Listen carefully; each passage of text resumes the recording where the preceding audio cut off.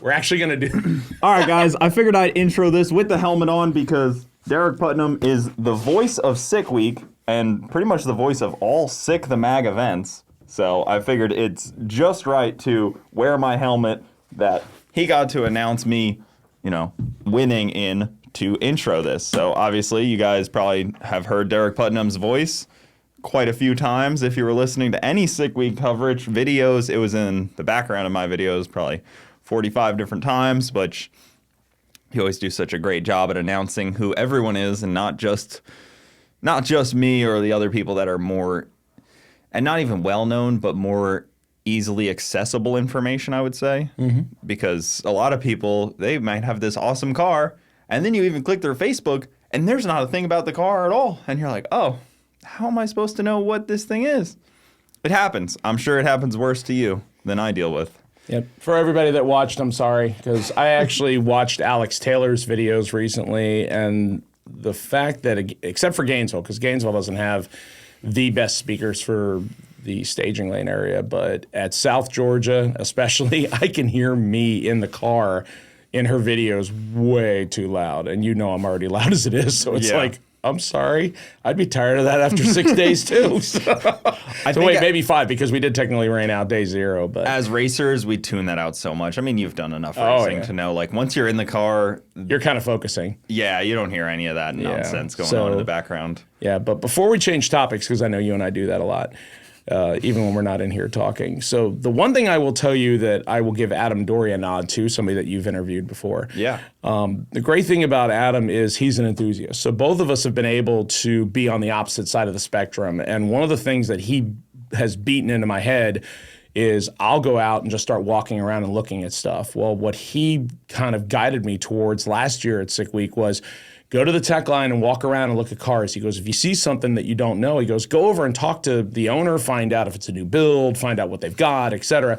Now, you may not be able to handle all of it, he goes, but you're going to be able to find out as you go along, and you're probably going to find out, hey, they changed their combo, or hey, they're running something different this year. And as you know, drag and drive is just expanding huge. And 2 years ago when you and I first got together, I was like, okay, we're going from 10, 11 events one year to 28. And then last year there were 40, and this year there's already 31. So it's like crazy. Yeah, I know that top 100 list that they do every year is going to be just faster and faster as it goes. Well, this year it's a little different because of the day one, I think, killed everybody's average to where it was a little bit. Better lucky than good, I guess. I don't know. I mean, I went a 53, so I was pretty on spot day one, but it was probably still a lot of the reason why I was able to win. Oh, I'll agree. I mean, again, there are times where I wish I didn't know as much about looking at the numbers, because that's kind of what I am. I'm more of a data guy. I like to be able to look at things, and I try to make them fun and so forth, but I still look at it and I'm like going, okay, I see what he's running in the 8th mile. There is going to have to be a lot of brake pedal, or he's going to have to be disciplined to get out of it early enough. And I think there was one day that you didn't get out of it early enough and you went too quick, and you're like, okay, I guess I'm going to have to come back around and do it again. And then on the last day, you got out of it way early. And I'm sure you went back and did the number crunch and went, I'm okay, I don't need to make second pass. I actually showed up on day one, on day 5, and I was like, if I go anything faster than a 10.2, I know that I have this secured and no one can mathematically beat me. Mm-hmm. So I was like, instead of going a 49 and being an idiot, like an 849, mm-hmm. I was like, let me just go slow. Who cares, as long as it's faster than a 10.12. Mm-hmm. So it just didn't matter at that point, and car didn't break, and I was able to just sit in there at the top end and kind of reflect for a little while. So it's interesting that you say that. So let's switch roles for a minute. You've done Sick Week twice in Chip.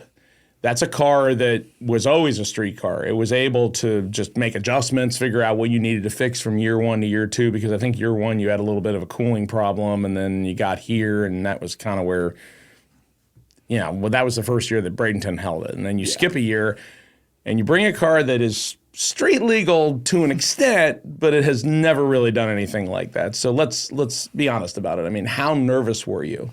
I was nervous on the street for sure. I knew on the track I was going to perform, and even Jim and those guys were messing with me. They were like, "Well, we didn't think you'd make it this far." This was we were in Bradenton. I was gonna say, don't tell me it was at like Leadfoot City. Like, oh yeah, you survived to the first checkpoint. Okay, you're good. They were like, wow, you really impressed us. And we were at the first checkpoint on day one.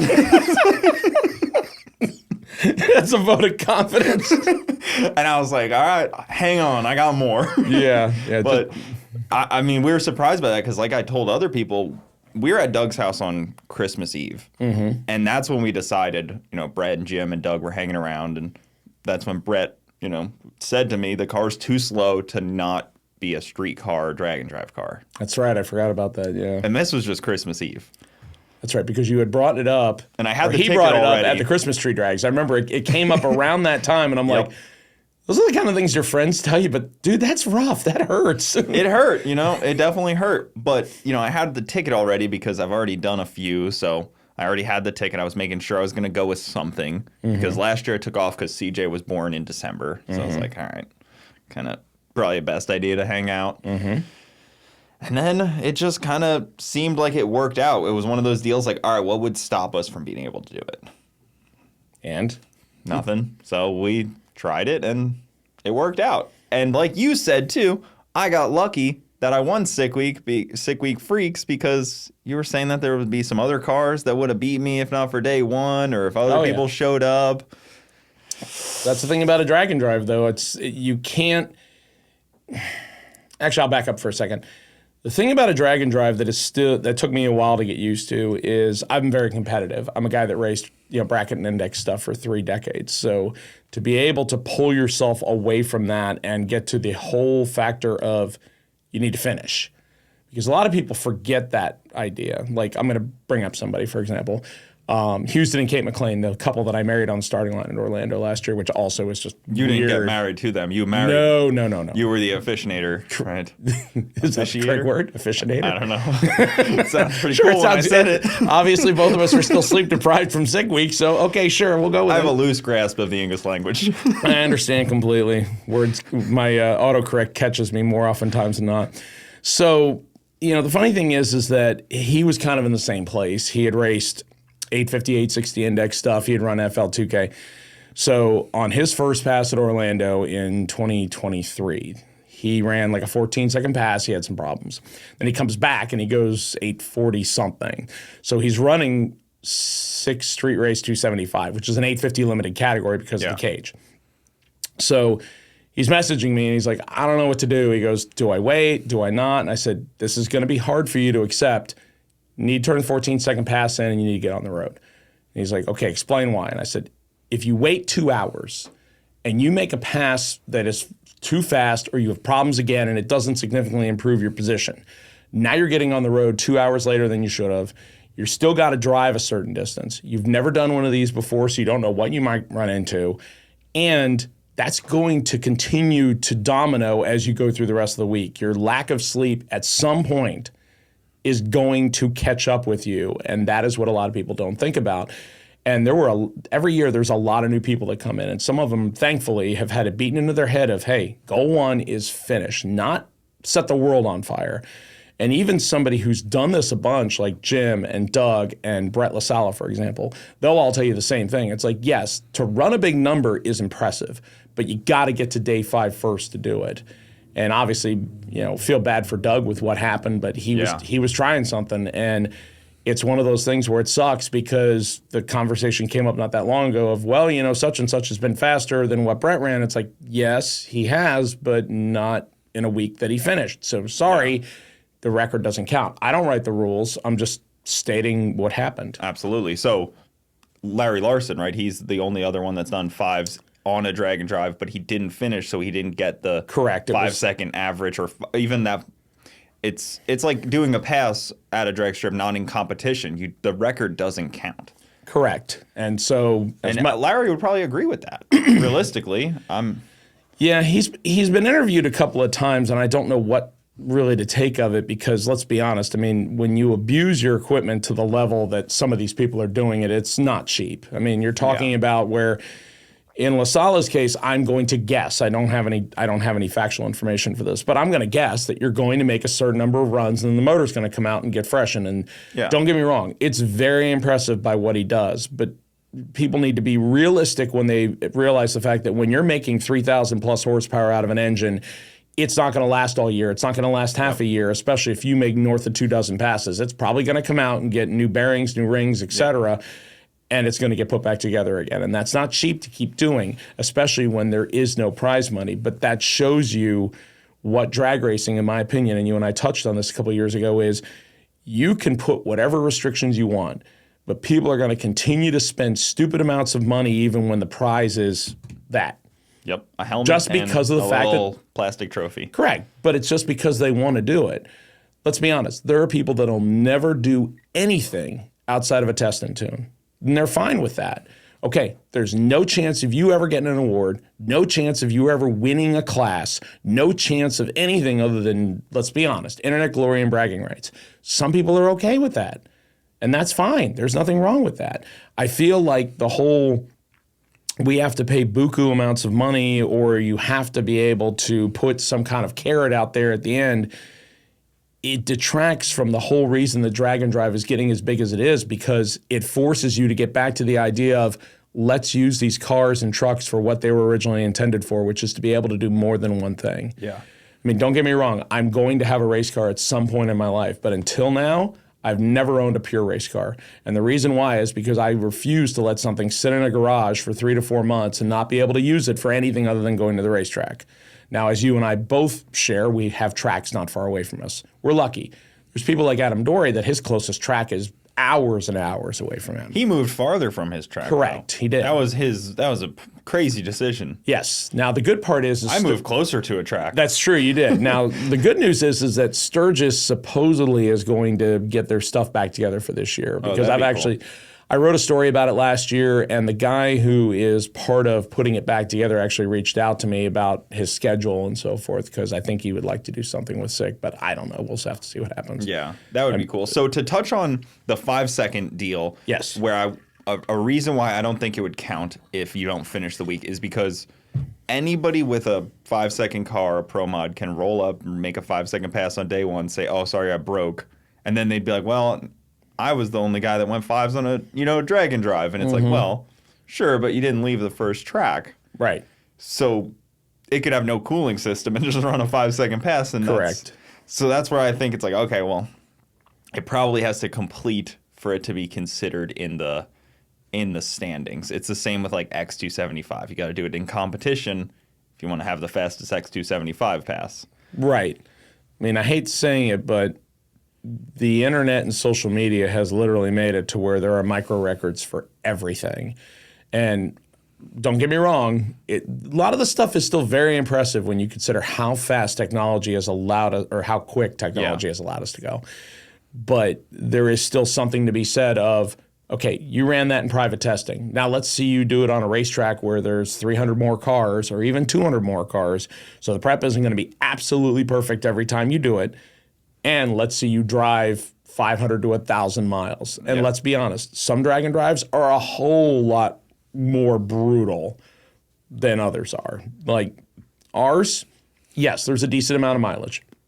If you go to SICK Summer in June, it's not quite half of it, but it's about 550 to 600 miles. And it's nice, but there's more hills, there's a little bit more rougher terrain, but it's not as bad. You go to Rocky Mountain Race Week, depending on where they're going, and like Brian Goldstone, for example, who didn't make it through this year. He won 4 times last year. He threw a rod out the side of his engine on day 4 at Gainesville in the burnout box. He was close. Yeah. He had actually just gotten into second place. He had taken a 7-second pass on the first day because I forget why. He and I talked about it, but he had gone 658, then 651. So he was slowly chipping away at the lead that Graham Hayes had and Alex Taylor had, and she got knocked down to number 3. And then he throws a rod out the side. It sounded like I was like, he probably broke a tranny or something, because at this level and at that weight, north of 3,000 pounds, that's not uncommon. And after driving it all that time, I mean, correct. Trans are always my biggest worry. That's always what I'm like. I feel like the trans might not survive. That's what I always point to, and we see a ton of trans failures on these deals. It's like immense. And a motor, you can kind of tell when it's starting to go. You can hear it. You can kind of feel it. Mm-hmm. You can see it in the oil. But a trans is kind of just surprise, and then it's broken. Yeah, and there have been times where I know people have done a drag and drive with a transmission that hasn't been touched for, say, 3 years just because of either lack of time, lack of money, what have you, and it makes it the whole week. They take it out and they get it completely refreshed, and they go like the first racetrack and kaboom. Mine's been in my car for a good bit now, I'll be honest. Yeah. I mean, she can let go now. It's already done its job. The next race Wait a minute, no, you got to come back next year. Yeah, well, it'll be refreshed by then, okay. hopefully.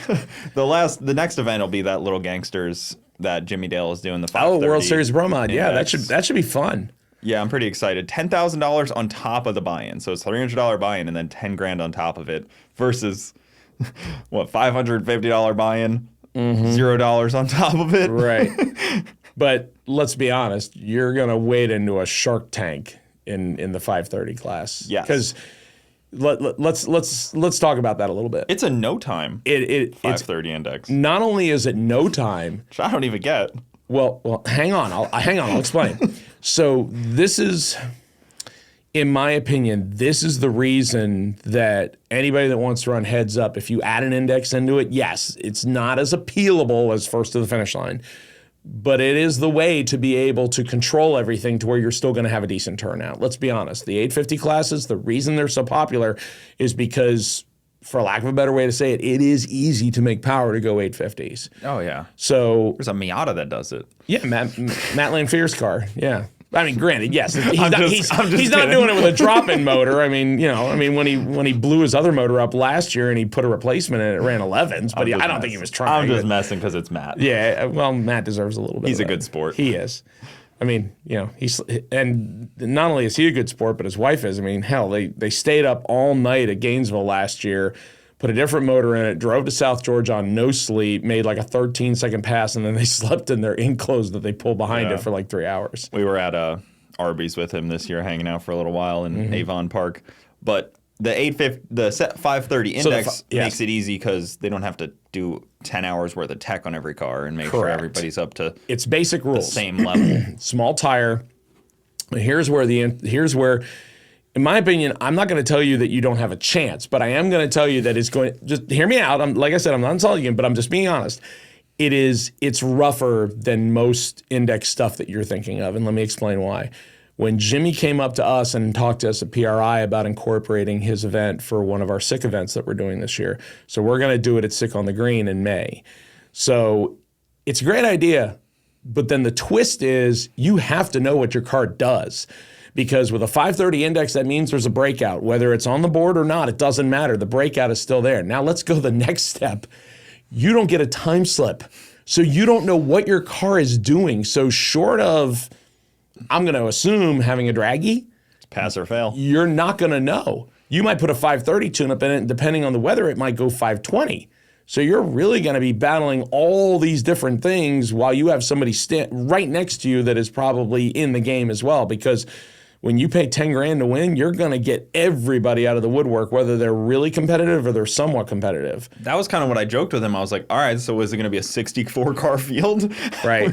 Because, I mean, you're going to need to restrict a lot of cars somehow in this world that go 530s. Right.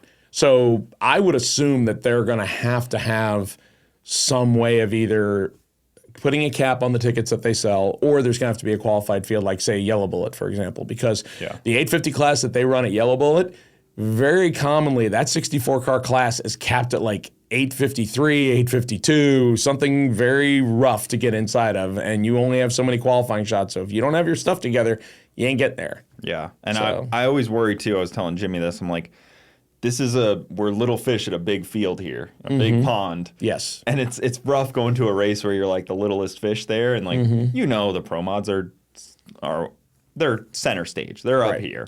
And then like 530 index is somewhere far below them. Right. In a different conversation. There's a raindrop and they're like, yep, 530 scans. Well, you and I talked about this last time. The great thing about drag racing that you see more and more, and I hate to use the word, but I've done it, so I feel like I can. I've been to Ducks races and I've run the index classes. They're filler. That's exactly what they are. And I'm okay with that. I understand. We're not the people that are bringing the crowds in, and I'm okay with that. But I still feel like there is some there is some reasoning for beyond the filler to be able to bring those people in. I feel like there are people that are in the grandstands that identify with them a little bit more than they do the fast stuff. They're here to watch the fast stuff, just like, say, for example, the Pro Superstar race this weekend. They're out there to watch Top Fuel, Funny Car, and Pro Stock, but you still have Stock, Super Stock, and Top Sportsman. You still have 3 other classes that are more regular people, slightly more affordable rides. I mean, granted, yes, Top Sportsman is not exactly like, you're talking like full-size house payment stuff, but I still feel like it was affordable at one point. Right. No, it was, but again, when you don't put restrictions on it and people get carried away with it. But the advantage is you still get to have, pardon the expression, regular people, maybe blue collar, maybe not, on the same stage as a professional. And that's the one thing that I remember you and I talked about with the NHRA, because again, I'm jumping around here, but I just trying to make the point.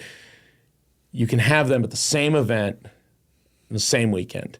Find me another sport or professional auto racing or something similar that does the same thing. There's not very many, if any, in my opinion, that allow that kind of thing to happen. And the thing that I think a lot of people don't understand, which I hate about social media, is they treat us like crap. And it's like, no, they're giving you the opportunity to run on the same stage as the big dogs. I'm sorry, the people in the grandstand are not there to see you. Some of them might be, but not what the majority buying public is. Now, that's part of the reason that I feel like some of these smaller events, some of the heads up, no time stuff, and Dragon Drives are getting more popular, is because everybody is on the same page. And I personally don't care if you're driving a 13 or 14 second car or you're driving a 6-second car. Now, yes, I'm going to get a little bit more amped up when we're announcing something that could be a world record or something that could be history. But otherwise, you're going down the same racetrack. You get the same amount of track time as far as number of runs and or time that's going to be allotted to your thing. We gave everybody one pass on day one. It didn't matter if you were a 6-second car or you were a 15-second car. Or if you were Tom Bailey. Correct. You got one shot. So yeah, look at Tom Bailey. That is a perfect example. He crossed the center line and got a 20-second time slip. Yep. Sorry, you would sit there and go, oh yeah, some people would make the argument of, oh, it's your event, I'm going to somehow weasel my way back up there and actually get a time slip. Nope. He was a man and he took the 20 and decided, I want to join the cheap car challenge and try something a little bit different, which is a whole nother subject. But the point still is that I feel like everybody does it a little bit differently. But the cool thing about Dragon Drive is you can walk through the staging lanes and you can find a more diverse selection of what's out there than you will at practically anything else as far as racing goes. Yeah, definitely the diversity is unreal. And we did talk, me and Matt were talking a little bit about, the struggle at a sick event where it's almost like a balance between trying to make the best show possible and have everyone in the world participate, because there's only so many spots. Correct. And like Matt and June out at Rocky Mountain Race Week, or Race Week now, they made it Mega Week where they do double the amount of cars. Correct. Some during the day, some during the night, depending on, I don't know how they're splitting it up, if it's just random or if it's by class and speed, or I don't know the full. They have like as far as I know, hopefully I'm not speaking out of turn here, as far as I know, I believe the way they're doing it is they're going to have around a 280 to 300 chunk that runs in the day, and then they're going to have another one that runs in the afternoon and the evening. They're completely separate. As far as I know, based on the numbers, I would assume that they allow for full classes in both, because that would be about where you normally are.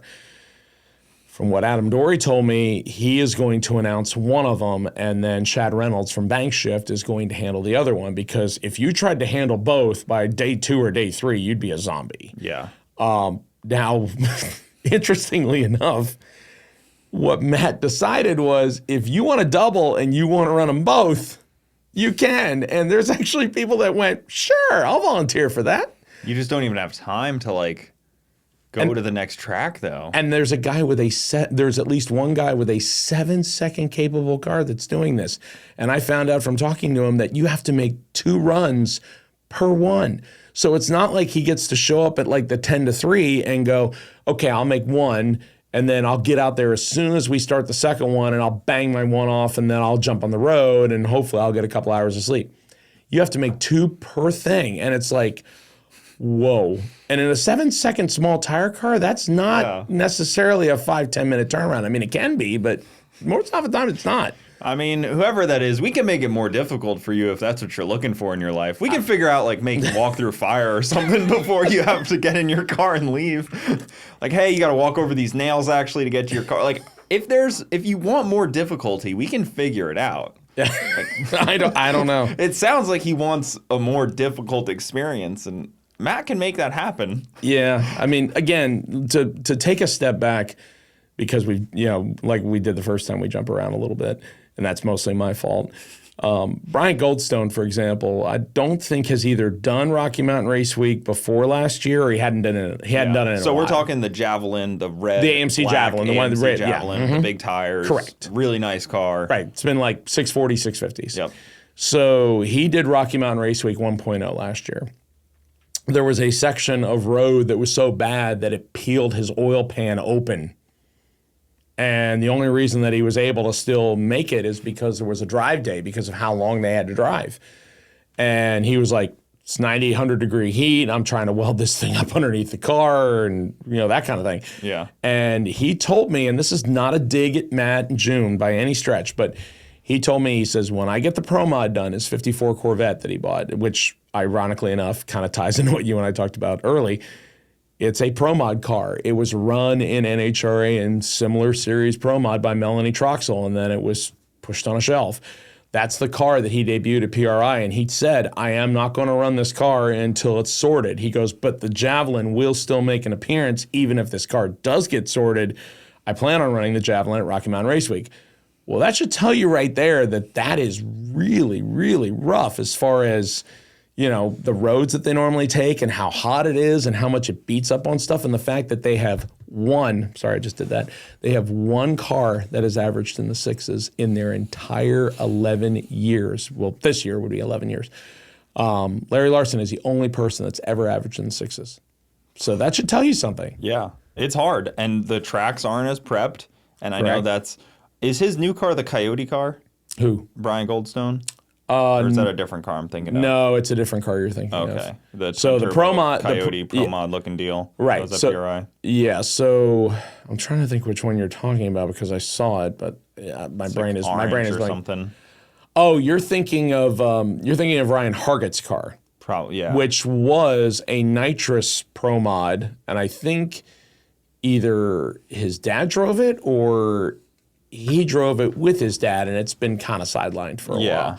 So yeah, he took the motor out of his what was a Super Street record-holding Mustang and put it in that. And obviously, when you go from a big block nitrous car to that, you're going to have to completely redesign some things. And I think it had been sitting for a while, and he's taking his time. Plus, he owns his own business, so it probably takes some time to do that. But either way, it looks like it's getting close. I'd be interested to see how it does because. And I hate saying this, but I feel like there's a lot of people that automatically go, oh, okay, you're going to put it in a Pro Mod. It's immediately going to scream, and it's going to go really fast, and it's going to beat everybody. Well, no disrespect. Stefan Gustafsson debuted a new Pro Mod this year, and it did okay, but he was still trying to sort it out and everything. I think part of the reason that I was having a conversation with this last couple of days is that Brett LaSala comes out, and he tests his stuff. He knows what he needs to do, and that's not a dig at anybody else, but it's been proven that he can make a one and done, or he can make 2 passes and very rarely spin or anything. And I think that living in Florida obviously has some advantages because, like for Stefan, he's from Sweden. So they did what they could to the car over there. They shipped it to Eric Yost at Customs by Biggin. He finished it. Yep. They had 1 day of testing because everything else here in Bradenton got rained out right before U.S. Street Nationals. He goes to South Georgia, doesn't get any time on it there, or very little, because it rained out day 0. And now he's got to go into sick week with very little time for day 1, and then day 2 and day 3. I'm getting one pass on the start first day, so it's like he kind of can't really do anything. I actually talked to them, and they used to run that C4 Corvette, and I think the car and the motor were mad at them. Because, I don't know if you know this, but the Corvette crashed on its first pass in Sweden. Yep. They sent the Corvette over to Sweden. It crashed on its first pass. The motor stayed here in Trans, and it broke on its last day, or it broke like every day. And I was like, I think he's mad at you. You know, sometimes cars get mad. That car used to tire shake horribly bad, and then after they won Sick Week last year, the quote that I got from him is, "We're retiring this," because they had bought the Pro Mod. And they were going to take the driveline out of it, and then they ended up entering a race. They said it was too good to pass up, so they entered a race, and unfortunately they ended up crashing the car. And instead in Sweden. In Sweden. And they sold it. The original plan was they were going to gut it, they were going to take everything out of it, and it was going to hang from the rafters. And then when they crashed it, I guess either they tried to sell it or somebody made an offer. I have no idea. But it ended up going down the road. And it's hard to sit here and say it because it was a very successful car. It did well, but it was a stock wheelbase C4. That is not very lengthy. And that's what, when you're going as fast as you are, you need to be willing to look at. And that's why a Fox Mustang is a great car to a point when you look at the wheelbase. When you look at later model Mustangs, or even earlier model Mustangs in some cases, if a class allows it, if you have just 2 to 3 more inches of wheelbase, that's a lot easier to get down a racetrack. Yeah, well, that's why, like, you know, Brett's car, the S197 versus the Fox bodies, is such a level up. It's got a couple more inches of wheelbase. It puts the weight a little bit differently. It changes the dynamics of the car a lot. And Fox bodies are really good to that point on a radial tire where you're trying to really get after it in the short track. They tend to work a little better. Yeah. But even, you know, that brings up the $1 million question that's been around all day. Is Sick Week only for radial tires? Ooh, so you're going to go right in there, aren't you? It's not. Obviously, nobody's stopping slick tires from going fast besides maybe the track surface. But Bradenton, Orlando, South Georgia are 3 of the best radial prep tracks in the country. Sorry, Gainesville. It's just... Well, to be fair, this year they actually did do pretty good. The Orlando guy was there. Sydney from Orlando was there prepping Gainesville. Sydney and Mike Crook came up to help Corey.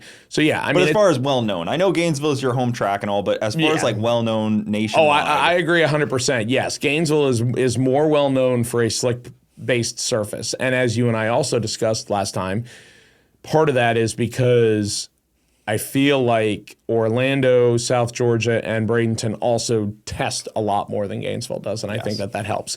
If you talk to Wade, he will tell you that it is hard to unradial prep Bradenton. And I'd be willing to make you a bet that Raul and probably Sydney would tell you the exact same thing about South Georgia and Orlando. I mean, yes, can you get it there? You can. But it's interesting that you bring that up because it's gonna allow me to address something that came up and has come up several times for people that weren't around when Sick Week started. So when we first did this, when I wasn't even working for Tom, and like he had hired me, but I still had a regular job. They prepped 1 lane for slicks and 1 lane for radials at Bradenton. Within 45 minutes, we're out of slick cars. That's the first year. So it's like, okay, so what would you like us to do? You want us to continue to just run radials down one side of the racetrack? That's kind of stupid. That's going to take all day. Yeah, exactly. People aren't going to even get 2 runs if we keep doing this. Yeah. So eventually, I think it was either day 2 or day 3, they made the change and they said, okay, we're going to run sessions. Now, granted, I have talked to people and I understand that, yes, it is hard when especially we get into the all-run session to be able to somehow navigate between the two. And to be completely fair, there have been other races that I'm not going to name because I don't feel like it's my place to do so, that try to combine stuff together where you have slicks and radials, and it's tough. So I don't want to sit here and say it's a radial race. I mean, I personally think that Tom bringing 2.0 to it 3 out of 4 times and then having the Durango, which is also a slick tire car, not a radial car, should kind of provide some evidence of that, because if it didn't, he'd bring something else. He wants to run good on it. But yes, I mean... Well, we're also only talking a few of the slick tire cars and a few of the radial tire cars really need, like, only a few of the radial tire cars can't get down on a slick prep track, and only a few of the slick tire prep cars can't get down on a radial track. There's some of the slower radial cars that would get right down. There's some of the slower slick tire cars that would get right down. But then the top of the top guys struggle on either. Right. But there's only, 8, 10 maybe really fast slick tire cars at Sick Week? in the low sevens. Yeah, I was gonna say in the 6s or the 7s. I'm trying to do the numbers in my head, but yeah, I would say you're probably about right. I mean, then the other 380 cars, 320 cars are probably all. I would say 300 are radials, because you're going to have people that are going to be on slicks, but they're going to, like you said, they're going to be in the 8s, 9s, and slower. Yeah. You might have a couple that are in the 7s, but yeah, like D and C group, it doesn't matter what the prep is. It shouldn't. Yeah, and what people, I feel like I should clarify that. What people need to understand is when we're talking about radial prep, we're talking about hard 15 to 30 minutes, like getting after it and making it really sticky. If you go to a test and tune, a generalized test and tune, and ironically enough, you and I talked about this, you can go to any racetrack in the country where it is a regular Wednesday night, Friday night, Saturday night test and tune. It's going to work, but when you start getting into a 7-second car, unless they're prepping it right in front of you, you're going to have to pull your tune-up back a little, unless you're running 7s with it pulled back on the beginning to start with. Yeah. Because when you run everything else down the racetrack, the surface is going to get beaten on, no matter what you're using, whether you're using a slick or a radial. Because a slick puts rubber down, but it takes the glue away. It's basically, it's absorbing it. A radial is going to rip at the surface, and that's going to make it to where you have to rebuild it. So unless you get into a private test session, there really is no perfect, thing.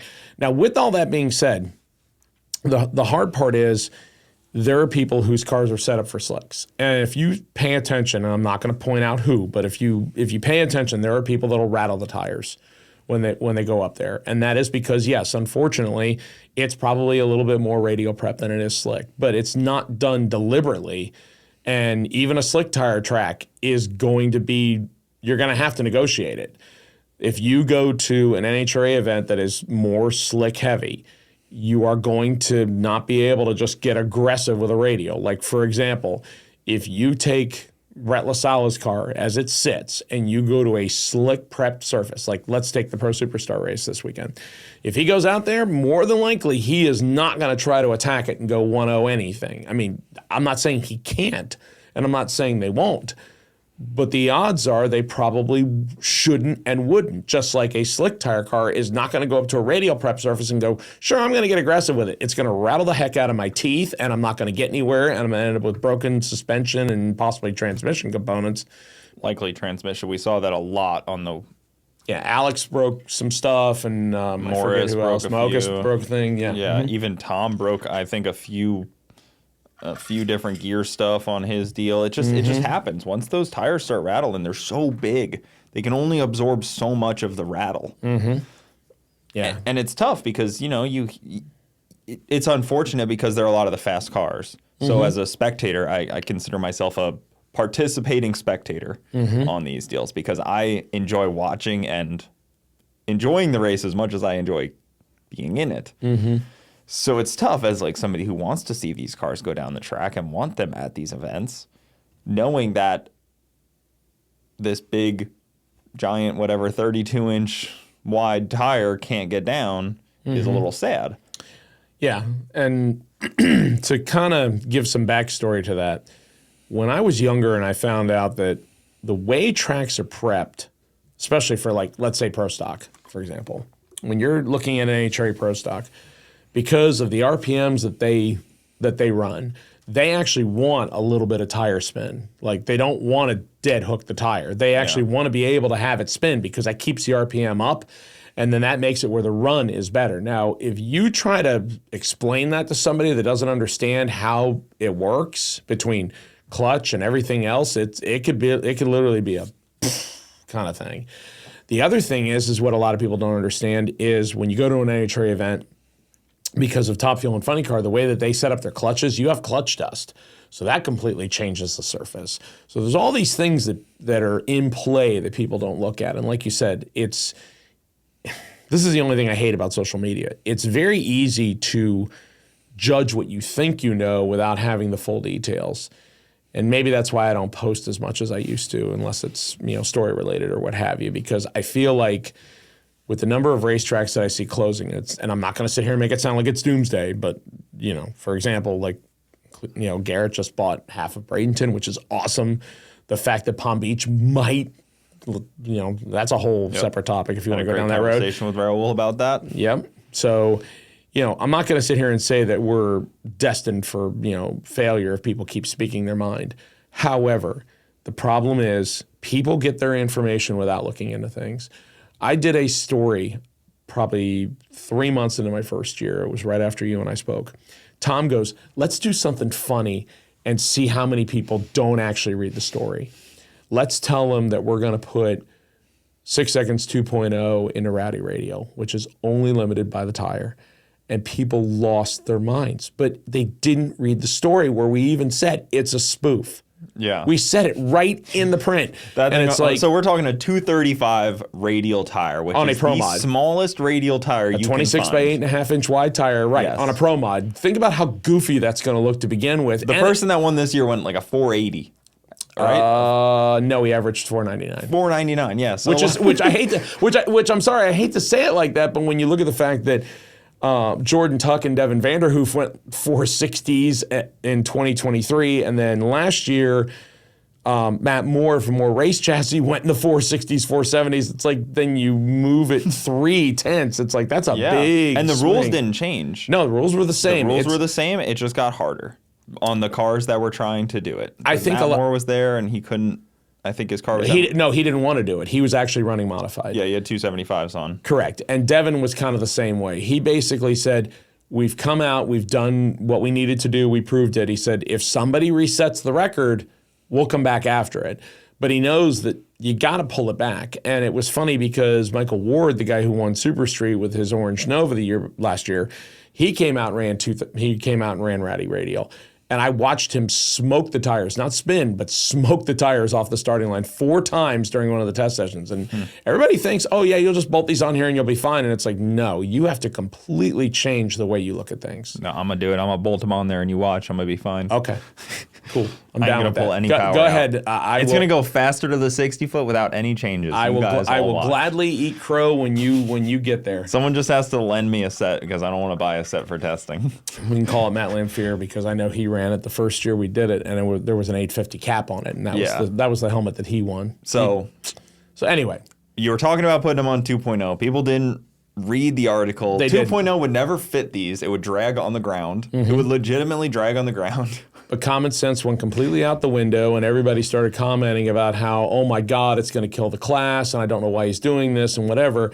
And it yet again just proves that people read headlines and don't do their homework on stuff. And for somebody like me that takes the time to write the stories, it's self-defeating in a couple of cases because I like to write something that I think is engaging, number one. Number two, I try to put a lot of research and work into my stories. And I feel like for us to do that and to prove that people just absolutely hear something, and if it sounds the least bit controversial, without even doing a minute's worth of research, you're just going to run with it.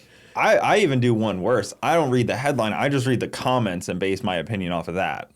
I just skip the whole article, the headline, and just go right to the comments or like the Facebook AI where it summarizes the comments. And I base all my opinion off of that. The AI has been so interesting on how stuff is made up because you knew that somebody was going to manipulate that at some point. It shows it on Facebook now. It's like the commenters are saying that, Cooper actually sucks at drag racing. It's like, thanks, AI. I appreciate you. Well, I mean, if the shoe fits, right? if they were referring to what you did at Battle on the Bay last year, it would not be incorrect. Yeah, I mean, I did tap a wall, I was out in front of the guy when I hit the wall, though. I broke his beam. I hope you know that at least once every day I had somebody come up to me either in the tower or while I was walking around or whatever. Does Cooper's car actually have a big Band-Aid on the side of it? And I'm like, well, he didn't fix it. So I'm like, that's a good way to make fun of the situation and show you're lighthearted about it. And I'm like, I think that was the whole reason that the Cheap Car Challenge, again, it gets back to the whole drag and drive thing. It's like, it makes it where it's like, okay, how many cars could he have taken? But all of them have done drag and drives. The one that he probably wants to take is cut up right now, or it was. So he can't take it. So it's like, okay, do you go and try to be competitive in something that's 850? Or do you just say, screw it, and say, we're going to make it interesting, and we're going to make it fun, and we're going to make it where it's not so serious, and yes, he had to thrash like hell on it the first day. So, Well, but at the end of the week, he had a freaking couch in the car. well, Garrett wants a guaranteed win, so he had to make a class. Oh, God. I'm just kidding, guys. Wow. He had to. You guys saw all the math he did. He had to make sure he won his made-up event, his made-up class at Sick Week. I'm surprised he's petitioning for a trophy, I'm sure. Tom. I didn't hear that part, but I have a feeling that him getting Tom on board probably increases his chances. Yeah, exactly. The fact that they're already talking about Six Summer, I'm like, oh, okay, so we're going to keep this going. Can we recommend a belly pan? Well, Can we petition for a belly pan on Six How Summer? about we petition for? Well, wait a minute. I don't know if I want to go down that road. Just a belly pan. I'll stay away from that. Okay, so since you brought that up, I will just say this. Great idea. I love the concept. But yes, every single car has to have a belly pan or a diaper because you and I both know that everybody that was running that was at least trying to tune them. There are going to be how many people that show up and go, sure, I'm just going to load the moon tune it and not care if it makes it out of day one just for glory and oil the racetrack down for 2 hours. Well, it's funny, too, because I saw somebody comment, like, can you make the cheap car challenge like a class? And Luke commented, he was like, well, you can just come run, dial your own. That's all right. Like, you can, any of those cars could have you ran, from doing it. dial your own. You don't need, like, a specific class because how do you police how a car costs anyways? I mean, you have to have, like, a buyout program. Right. Where the competitor can buy it for what you say it cost. So it's funny that comes up. I can't remember if you and I discussed this last time, but there was a class called Cheap Street that the NMCA used to run, and it had either a $3,000 or a $3,500 long block claimer rule, where anybody that qualified in the field at the end of the event could come and buy your engine from you. If you didn't sell it, you forfeited your money. The problem was they didn't forfeit the points. So it was like you could still win a class championship. You just gave up the money. And it's like, okay, so it's kind of hollow. Yeah. So, of course, within 3-4 years, it's gone because you're not going to run back then. This is in the, I want to say, mid-2000s. In a small block with a $3,500 claimer rule with a single nitrous plate, you're not going to go 950s 20 years ago, and that motor only cost you $3,500 unless you got screaming deals or you work on your own stuff and there's no labor costs or machining costs or what have you. Again, it's a great idea in theory, but the $7,500 thing is the exact same deal. How resourceful do you want to be and how much scrap stuff do you have laying around? So yeah, how do you police that at all? I mean, if Doug was selling shifters for $100, we'd be lining up. Yeah. I'd be banging on Motion's door right now. I'd be buying 3 or 4 of them. Yeah, exactly. I saw RC commented he'd be hanging them on the wall. But, I mean, if I had RC's money, I'd be doing that. Yeah. Well, again, I like the idea because, again, when you look at the drag and drive / automotive community as a whole, the fact that Tom, Kyle Loftus from 1320, and Garrett all took a picture together on the first day really does bring it back to the fact that, okay, all of these people at one point were enthusiasts. That's what got us here. So the fact that they are able to take what they did and move them to where, let's be honest, it's benefited a ton of people. You have brought the spectrum with you, whether you intended it to be a full-time job or not. It has happened. And we're all in better places because of it. When somebody like that who doesn't need to do an event of their own because they could be a competitor the entire time if they wanted to. Like Tom, for example. When I started working with him, he had 1 event. This year we have 7. And he could have just kept doing He could have just kept doing the one and do Sick Week and that's it. Yeah. He could have spent the rest of the time testing his car and getting ready for the other ones. Yep. Same thing with Kyle. Kyle could have at some point, I'm not saying that he ever gave any indication of this, but once you have a good team like he does in place, it's very easy, and we've seen it happen, where somebody just goes, okay, I have the right team in place. I'm going to step away and I'm going to let them handle it. There's nothing wrong with that, but he's still there banging away on stuff at early morning and late at night, just like everybody else is. Yeah. And Garrett is the exact same way. I mean, that's the thing that I think a lot of people, until they see him in person or meet him in person, don't understand is that, yes, this guy has gone through a lot from when he was probably, for lack of a better way to say it, spending every last penny he had to acquire the Freedom Factory, based on what I saw on the Roman Atwood podcast. Mm-hmm. to the point that he's at now where he not only owns a racetrack, he owns 50% of another one, but yet he's still just like everybody else in the fact that he puts his pants on one leg at a time like everybody else. He still loves to actually be around cars and enthusiasts just like everybody else. You know, there's people that once they get into that money bracket, they completely forget where they came from. And all three of those people have shown that they're not at that point. They're all still very approachable and all very grounded in where they are, which is great because I think it benefits the community. He did land an airplane at South Georgia last year, I believe. Yeah, he landed one at Gainesville, and they were a little bit nervous about it because there were power lines there from what I was told. But let's be honest. I mean, if either you or I knew how to be a pilot and we had a plane, we would probably do the same thing if we were at a competition. Oh, yeah. I mean, that STOL plane, it lands so short and takes off so short, it's like nothing. Yeah, he lands it at the Freedom Factory. It's like, come on. You can land it in a very small space. I was actually thinking, too, there's a bit of irony of, I think he broke his El Camino motor 2 years in a row at SGMP. I think last year he broke the El Camino motor. Yes, at SGMP. He did, and I'm trying to remember if he did it there the year or after the year before, maybe. I don't know. I think it might have been the year before, maybe. I'm trying to remember if he broke it there or if he broke it at Bradenton, because the first year he made it through, and I want to say he finished 7th in his class. But then the next 2 years, he broke it, and I don't think it survived. I do know that it was either last year or the year before when he took it on 6th Summer, he broke it at Great Lakes Dragaway in Wisconsin. I do know that. I can't remember. I know these events are very hard on those billet big blocks like that, too. Well, again, they're like all one-off everything, all like, made in a lab where, the LSs and Coyotes are pretty OEM stuff. Well, there is something that I think a lot of people don't understand, and I don't want this to take away from any of what the Coyote has accomplished because it's really impressive. It is. But there's something to be said about something that is toting another 600 to 800 pounds of weight.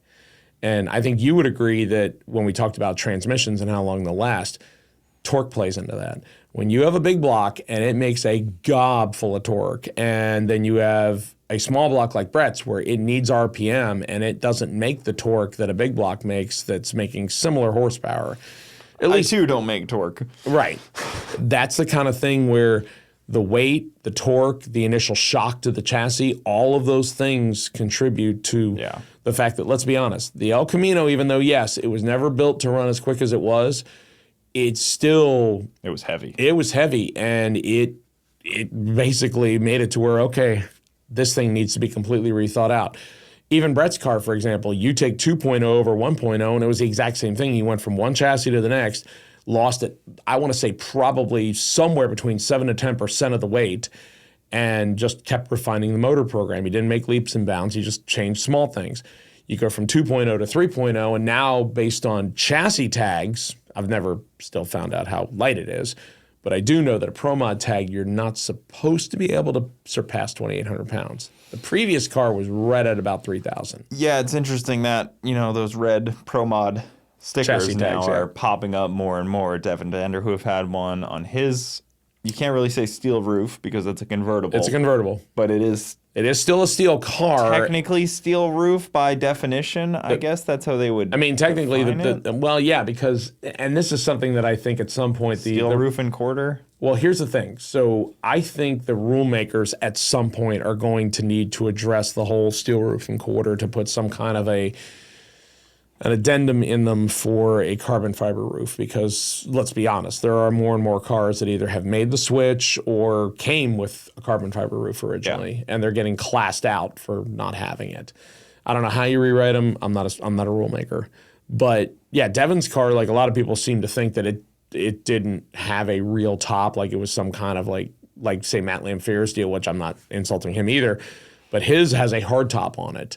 it doesn't retract. Devon's goes up and down. He actually drives with it down most of the time. Yeah, his was like a custom-made deal to do that. Like, it's not just like an OEM. I always get scared of convertibles, especially going that fast. Mm-hmm. Oh, yeah. Point of fear. You know that they're going to move around a little bit. You know that and especially the windshield getting knocked out of it in Bradenton. Yeah, I can't believe the roof didn't come up. Yeah, and the bad part about that is that once that happens and now the air turbulence gets completely, like you said, the air gets completely upset. Now everything that's supposed to be going over top of it and keeping it down is going through it and should be pulling the top up. But I think that shows that Josh, being the good driver that he is, already having his hands on the parachutes ready to go. So as soon as it happened, it was put the chutes out, and that'll immediately get rid of a decent amount of speeds because they throw both. Josh is pretty stone cold when he drives. Mm-hmm. It's just to the floor.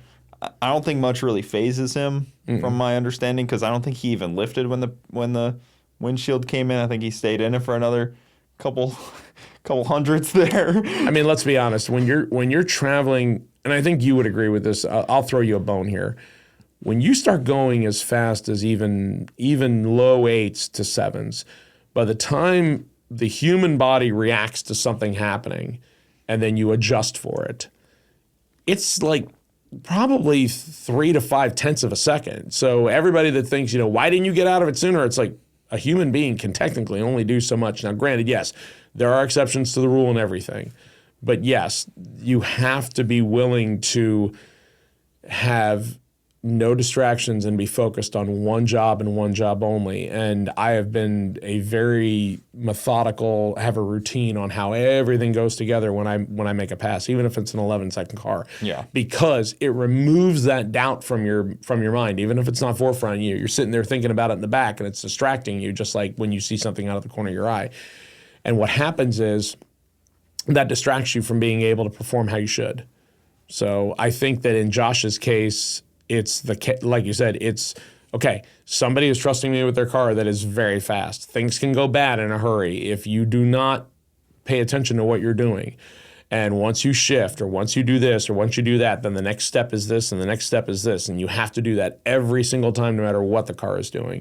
I don't care if it makes a arrow straight pass like it did at Gainesville and goes 637 at 227, or if it caves the windshield in. As soon as you shift, hand goes up and goes on the parachute release. Period. Yeah. I mean, that seems like how he had it. I mean, I've been in the lane next to him when the parachutes got tangled up. I watched it happen in Darlington, and I watched the brakes glowing red as it came around that turn at Darlington. And I get out, and I'm like, oh, man, that was crazy. And he's just like, oh, yeah, they failed. Yeah.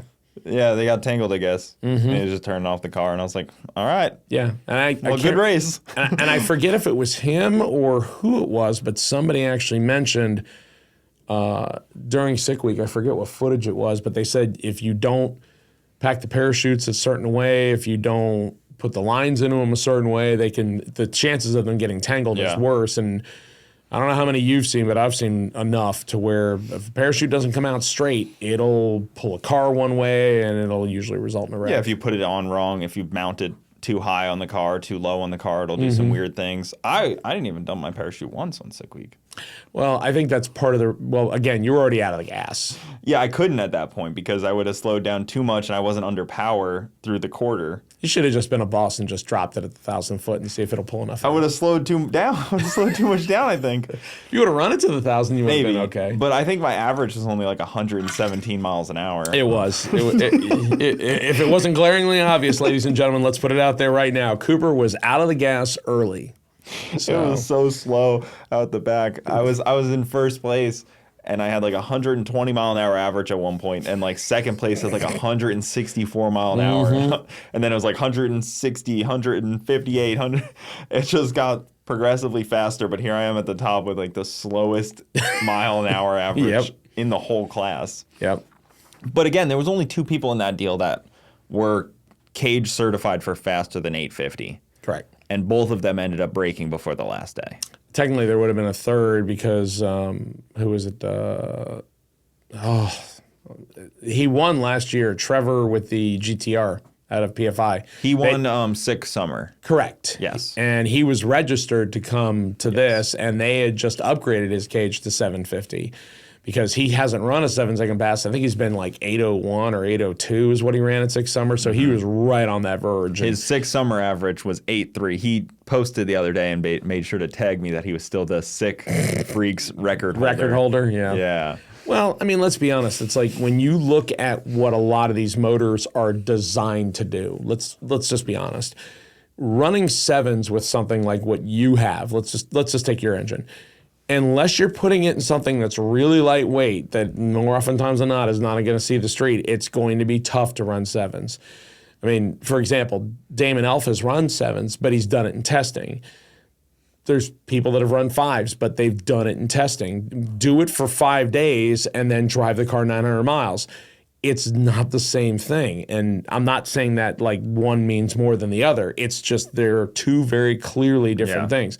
Now, to be fair, I think Damon might have been able to give you a little bit more of a battle if he did not come in there with a whole brand new clutch assembly. He was running a slipper clutch. Well, he was in stick shift this year too. Correct, but he could have run. He could have run Freaks because he won last year in Freaks at Sick Week. And he was debating on which one he wanted to go into when I talked to him in tech, and I said, "So what are we going to do?" And he goes, "I don't know. I could run this. I could run that. I haven't made up my mind yet." And you get to the end of the first day to do it, and maybe he thought I have a better chance of doing it in stick because, to be honest, stick wasn't quite as, I hate saying this, it wasn't as loaded as it has been in years past. I mean, Rich Guido was a passenger in Matt Blasco's car, which unfortunately went out on the first day. Thankfully, he's okay, but hated seeing that. For somebody that hadn't competed with that car, and he's had it since, I think, 2017 or something, and it obviously made lots of power. Yeah, he left quite a bit of fiberglass across the track. That was unfortunate to I don't know what it was with Mopars, but we had 2 different ones that lost their front end. Now, the yellow one actually, what's his name? Chichak, actually finished the entire week with lights zip tied to the front, like radiator core support that was all tubular and everything. But he ran it to like the 8th mile, and then it started getting all darty, and I'm like, and there were people that came, like one guy actually came up to me and he goes, "Why did that car get all weird?" And he got out of the gas. I'm like, because you got nothing directing the air, and it's basically hitting an engine and a firewall. Yeah. You're like driving into a brick wall. It's not going to be all that good at 180. So, but he finished the week. So, but yeah, that's the essence of drag and drive in a lot of ways, is to finish after you hit a deer or you. Ooh. I know. You have to go to that. It was bad enough that they referenced him in the freaking brochure, dude. Come on. Poor Papa Prika hit a deer with his beautiful Nova. One of the most beautiful street Novas, like right outside of Gainesville. Yep. Which there are a lot. And when I say street deer. Nova, I mean like, legit Doug Cook's street car is like a race car, I consider, but like, Mike Yeah. Prika's dad's is like a street car Nova. Yeah. Still. Yeah. Not to show Doug any disrespect whatsoever, because I feel like what he's done is very impressive, especially with a Gen 5/Gen 6 LT platform. That is a car that several people I know are like, okay, that's a race car that sees time on the street. That's how I feel about my car. Versus Prika's car, or like in your case, Chip, which is a street car that you take to the racetrack. There is a point that you do start to cross over. But obviously, what makes a street car is a whole conversation. That's a whole loaded thing. But I mean, you can visually tell which cars are more street car versus more race car. Right. That ends up on the street. Right. Like my Camaro, it's a race car that ends up on the street. I have no problem admitting that. Brett's car is a race car that can go on the street. And then there's just all of those, usually the C&D group cars, or is it? Yeah, C&D group cars tend to be in other words, 10 more, flat and slower, yep. They should be more street cars, because that's like your stock Hellcat type of stuff. Right. And like your Mustang with like a centrifugal blower. Right. And those are awesome cars. But if you have a OEM seat, we're talking different language. I'm jealous of you. Right. Of the whole nobody drive. made you pick Kirkies. You chose those. I know, but I gotta be lightweight. Okay. I mean, me personally, I have factory bucket seats in my car with better bolstering, and I'm fine with them weighing 52 pounds apiece versus Kirkies that probably weigh 10, maybe 15, I'm going to guess. I will gladly make more power to make up for that difference. But the funny thing is, it bears to talk about the fact that Tom added a class last year called heavy metal, where you have to weigh north of 3,550 pounds. This year we had 31 cars show up for that class. Wow. And they all get weighed. So consider the fact that that class includes cars like Alan Whitaker's 72 Monte Carlo that looks like a real car. That is an all-steel 72 Monte Carlo with a full factory interior, That power thing's windows, huge. all that thing. Yeah, it's a boat. That thing is It's based- gigantic. So oddly enough, Monte Carlo actually uses a Chevelle station wagon chassis. That's how long that chassis is. You can tell when you look at it that Yeah. it's that long. So you have cars like that. You have cars like Kevin Schweitzer's Godzilla-powered 1980 Mercury Marquis wagon that went in the sevens. Yeah. So that shows you that there are cars out there that are going to look more like real cars, even though they run fast. Yeah. But then you also have stuff that, like, for example, this year we started talking about, okay, what's still left out? Here's the topic. How many cars are still out there that run nitrous? It seems like every year, similar to naturally aspirated, there are less and less people that choose to run nitrous or run naturally aspirated because there's just, it's too, I hate saying this, it's too easy to make power with power adders. But you had guys like Ed Enzer who went 7-0 at every single racetrack except for one. I was about to say nobody will beat Ed Enzer's record. I'll say it. Nobody. 7-0 in a naturally aspirated Fox There is a body. car that's being built right now to challenge it. He drove on C16 the The entire way. Yep. 800 miles. I'm sure VP appreciated every part of it. barrels. He went through barrels of C16 and then put it on Q16 at the track. Yep. Ran it with no doors, no hood, no bumper. Drove it. Drove it, Not yeah, ran yeah. it. When he raced it, it had everything on it. Yes. 7 O's. I mean, it's a lightweight car, and he's not the only guy that's ever driven it with no doors on. Because there's I forget what it was. I want to say it was on 1320 video, but there was a thing where Tom Bailey was actually like inside like an ice bin one time on Hot Rod Drag Week because it was like, yeah, it's 90 degrees and Yeah. Pro Mods are only gonna get a whole bunch of air through whatever. Watching Ed do that was mind blowing. So wrap your head around this. The record used to be in the mid 770s. And then Ed Enzer reset it at Six Summer in 2023 to a 746 average. And then this year he came out and he goes, I want to run a 6. The car had been 702 in testing. But for everybody that says it's a radial prep track and it'll dead hook, he had a transmission with more aggressive gear ratios in it, and he couldn't run it because it was touchy. So he put a different transmission in it with softer gear ratio so he could go A to B. He ran a 709 with a 0 at 2 different racetracks to start. And then ran a 707.8, I want to say, twice within half a mile an hour, also at 2 different racetracks. Yeah. Now, as impressive as that is, he even told me, I think he said Devin Vanderhoof said it to him, I'm going to clean it up a little bit. He said something along the lines of, you're an idiot for doing this naturally aspirated. That's how Devin talks. And Ed was like, yeah, you're right. Now, granted, let's just say, for example, nobody can challenge that. Who would want to? If you look at how big of a camshaft you have to run, how much abuse it puts on the valve train, and then like you said, you're not going to put that thing around on pump gas. Even if you take all the timing out of it and make it a turd, you're not going to drive that thing on pump gas and risk it for $1,000 in race fuel. I think they said the compression was like 17-1 on that. He thing. did a bunch of changes to it from when he first debuted it, yeah. Because when that motor first came out, it was a nitrous motor. And since then, they've made some serious changes to it. It needs so much octane it to keep has, that motor happy. Yeah, it has to. It has to. It's insane. And another cool car is the green Fox body, the Pony Express. Oh, Randy Seward. Hasn't he driven that thing all across the country? Isn't that the same car? Mm-hmm. And Yep. I remember hearing that in like 2017 or something when I first saw the car at Orlando, and they were like, he's taking this car to like every state or something crazy. Yeah, I actually you're crossing. There's 2 different things he's done. Okay. So let me clarify real quick. And again, I'll go down my road of useless data. Well, I know you have this data that I don't know. I should have talked to him there, but you know how it gets. No, Randy is, in my opinion, Randy winning the 275 6th Street Race, 275 Class 2 years in a row is a perfect example of find a combination, refine it, don't change a bunch of stuff from year to year, and the data that you get the rest of the year is invaluable. He ran 8.50 something 4 out of 5 times.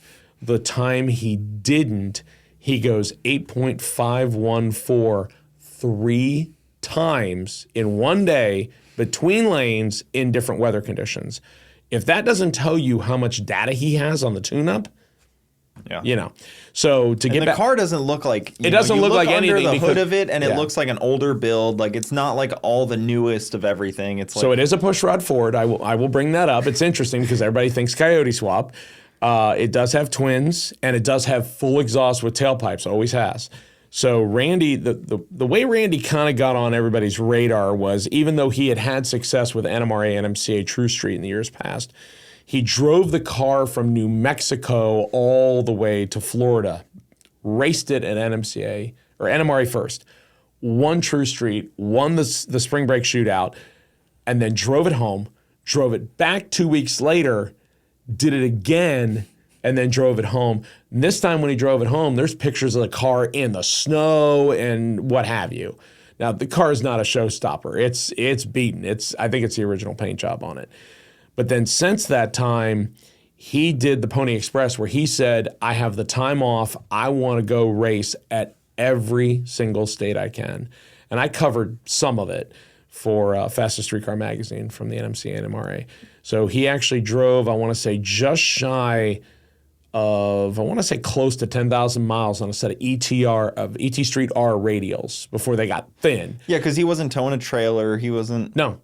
He just and when he drove it from New Mexico, same thing, and it's a notch, so you're not putting spare wheels and tires in it, and that car's been mini tub, so even more so you're not putting spare wheels and tires in it. And he sleeps in that car, or used to. I don't know if he does anymore, but he had his previous car stolen, so I think that might be why he slept in it or sleeps in it. But again, that car has car keys in it. I'm sure it's not easy to sleep in, but. It's so cool because I remember seeing that car forever ago at Orlando and hearing that story, and then seeing him just like bang off 850 after 850, and the car doesn't look like it'd be that fast. Like it just looks like a stock appearing Fox body. He doesn't tow a trailer. He just cruises on the 275s. It's a flat hood, well drag light. Looks like, pardon the expression, every Mustang that you saw in the 90s and early 2000s. Doesn't even have a parachute on the back. No, it does. Oh, does it? I thought it does. It didn't. Okay. But it has tailpipes, and like you said, it's quiet. Because turbo cars, if you run the exhaust to the rear axle, it'll quiet them down a good amount. Yeah. But he has full tailpipes all the way out the back. So it's like whisper quiet, and it's not ungodly aggressive, I want to say. It's not bad. It's not sluggish off the line. But the only thing that I know that he has changed to that car in recent time is he went from an AODE, he went from an overdrive to a power glide. And I think part of it might have been the fact that he was trying to bump it into the beams under power for heads-up stuff. If you're running time runs, doesn't matter. Yeah, with the 1 second rule, he probably needed a little bit different. I think he did it before that. I can't remember for certain, but again, his is a perfect example, similar to a couple other people that I know that did it for NMRA's 860 class.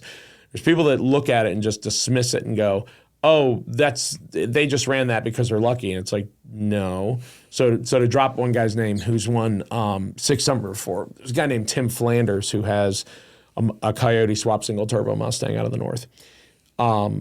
He goes out, I almost see him testing every week on Fridays. And all he does is refine his 860 tune-up when the NMRA had the Air 860 class. There were numerous times he would come out first shot and lay down an 8.60 something. To somebody that doesn't understand the amount of work he puts into him, you could dismiss it and just go, oh, it's lucky. He just threw something at it. No, I'd be willing to make you a bet. He went through a computer log or some kind of database or something and went, okay, the air is this, the track is this, the humidity is this, the water grains is this. Okay, I'm going to type this in here. It should be close. And that's why you end up winning. Yeah. So people were calling my 853 luck. Well, I was a little offended by that. Kyle Loftus was like, "Wow, lucky pass," and then same with Damon Elf, and he was like, "Oh, lucky hit." I made him a bet that I could do it again. I did not do it again. I hope it wasn't for a lot of money.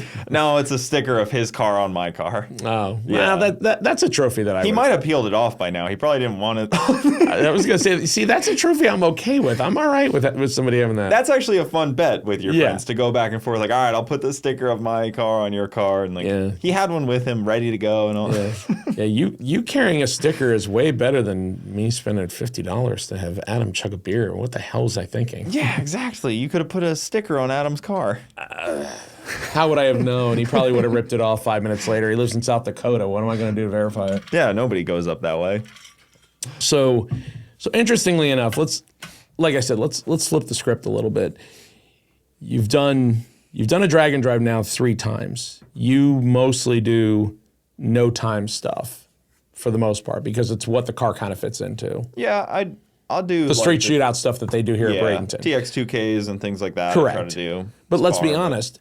The average person, similar to a drag and drive, it's hard to be able to sit there and go, sure, I'm going to tow to Texas for 2 days and then race for, it's an entire week, you know. But I mean, if you didn't go for the first couple of days, you would still be there for 4 or 5 days if you did well.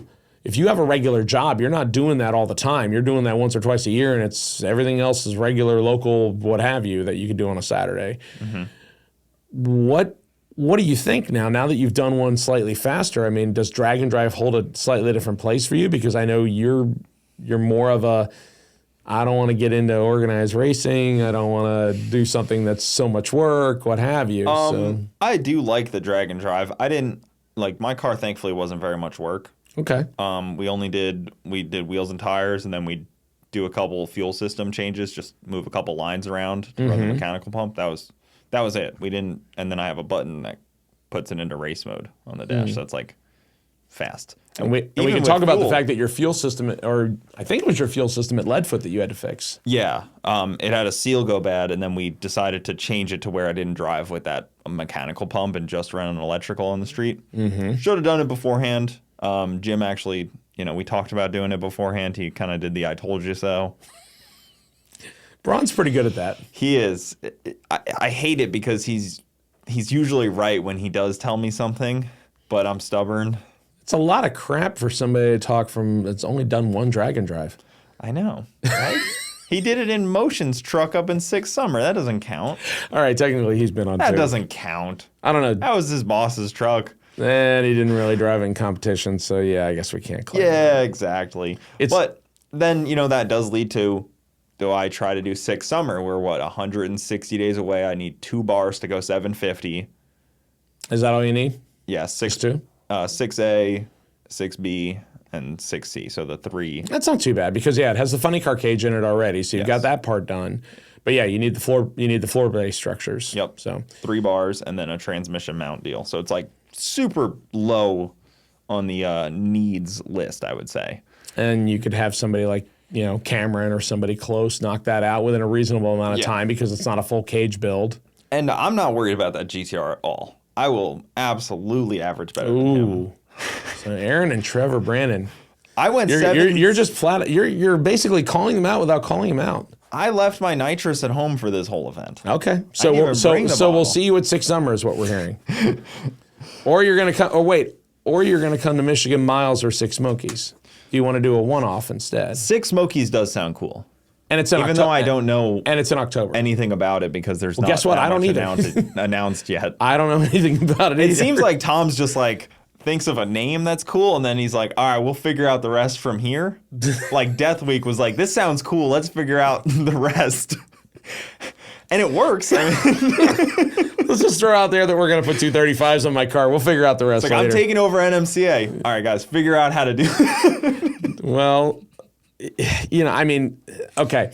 There's genius behind it. Garrett does the same thing. There is. I mean, there is something to be said about, what's the expression? Your first instinct is usually right. But if you look at for example, we go back to the whole thing about Kyle and Tom and what Garrett ended up coming out of that. The NMCA and NMRA is very similar. If you look at how many people's careers and how many people had raced with that and then moved up in class or are doing something bigger than that because of where they got their start. I can remember when, what's his name? Jeff Rudolph, who runs the Ghetto Sleigh in Pro Mod, he started in NMCA Open Comp. He ran Open Comp for a whole year. Then he ran Nostalgia Pro Street for a whole year before he started getting into faster stuff. And it's like, for me, it's like I give you a little bit more respect for that because you're trying to slowly move your way up and not just jump into something real fast without having any kind of experience. But I think that Tom looks at that and he goes, okay, there's enough stuff in those series, which, unfortunately are no longer around, at least not right now, that are left with kind of without a home, for lack of a better way to say it. I mean, so I think that he wants to do it. But if I can go down a path here for just a second, as much as I think Tom would have liked to have done, say, a 6-race series, if you back up, and I'm going off my math, no one else's, I don't think people realize how big of a financial commitment that is to even just on the purses and track rental before you start getting into let's bring in all the EMTs and then bring in the the insurance and everything else that you have to pay for, where you could easily swing, I'd say $750,000 to $1 million just to do a series for 6 races. Yeah, because you got to float it basically correct. Until it pays itself back. Correct. And for example, I would never put it out there about my own race, but Matt did about Rocky Mountain Race Week. I think he said to rent the tracks just for his event are $118,000. When you step back for a minute and you go, okay, so let's just say, just for example, let's just say you make 50 grand on your event. You and I both know that unfortunately, there are people that are going to go, well, what gives you the right to make that 50 grand? Is my time that I spent on it not worth anything? The hundreds of hours that I put in trying to plan it, putting classes together, mapping out the routes, all the stuff that happens. And that's Matt and June that are doing it all by themselves. Let's look at what Tom's doing, where he has a team now. I mean, not a huge team, but I mean, it's grown every year of the people that are working for him. Yeah, he's got a significant overhead. Right. There's no reason that he has to do that. We have drag and drives that we're doing that are very successful, and we could very easily stay on that. We could stay on our route, stay on our path, and keep plowing ahead and be fine. But he's choosing to do something that he's passionate about, and instead of people celebrating that, hey, maybe we'll have some place to actually go, we have people that are actually jumping on those and nitpicking it. It's like, this is the reason that I hate social media, is because you're your own worst enemy. Why do we have racetracks closed down, but yet I complain about everything they do? Well, I was laughing because Finnegan posted in the group the other day, and he was like, I'm usually a very positive guy, and I was expecting to read something negative, and I don't think it was pretty much all positive, though. Oh, you're talking about the suggestions for next year? I was like, those were pretty positive, I feel like. I like the fact that, again, he went into it with the right approach. He said, let's not turn this into a flame war. Let's not make this a bitch fest. If you go into it, I think, and you preface it that way, it can very easily give it okay, we're not telling you how to reinvent the wheel. Let's just figure out if we can change the air pressure, if we can go maybe a slightly wider tire, whatever. But I agree. I mean, there's great ideas. There are times where, similar to what you and I talked about with knowing, okay, Cooper just went 5-something, and I know what that is going to be on a full tilt pass. He better get out of it. There are times where I wish I did not know as much as I do about events, because there are people that make statements that, again, as you mentioned, it's very easy to make a statement on the internet and somebody just grab it and immediately run with it and think, Tom Bailey doesn't care about slick tire cars. As he drives his slick tire car. Right. But people don't put that, they don't go from +1 to this and put it together.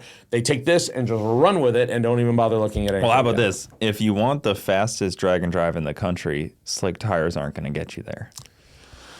A radial tire. Technically speaking, you're incorrect,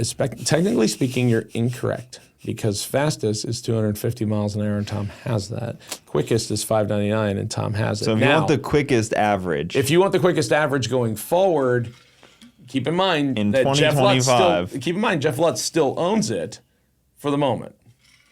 Yes.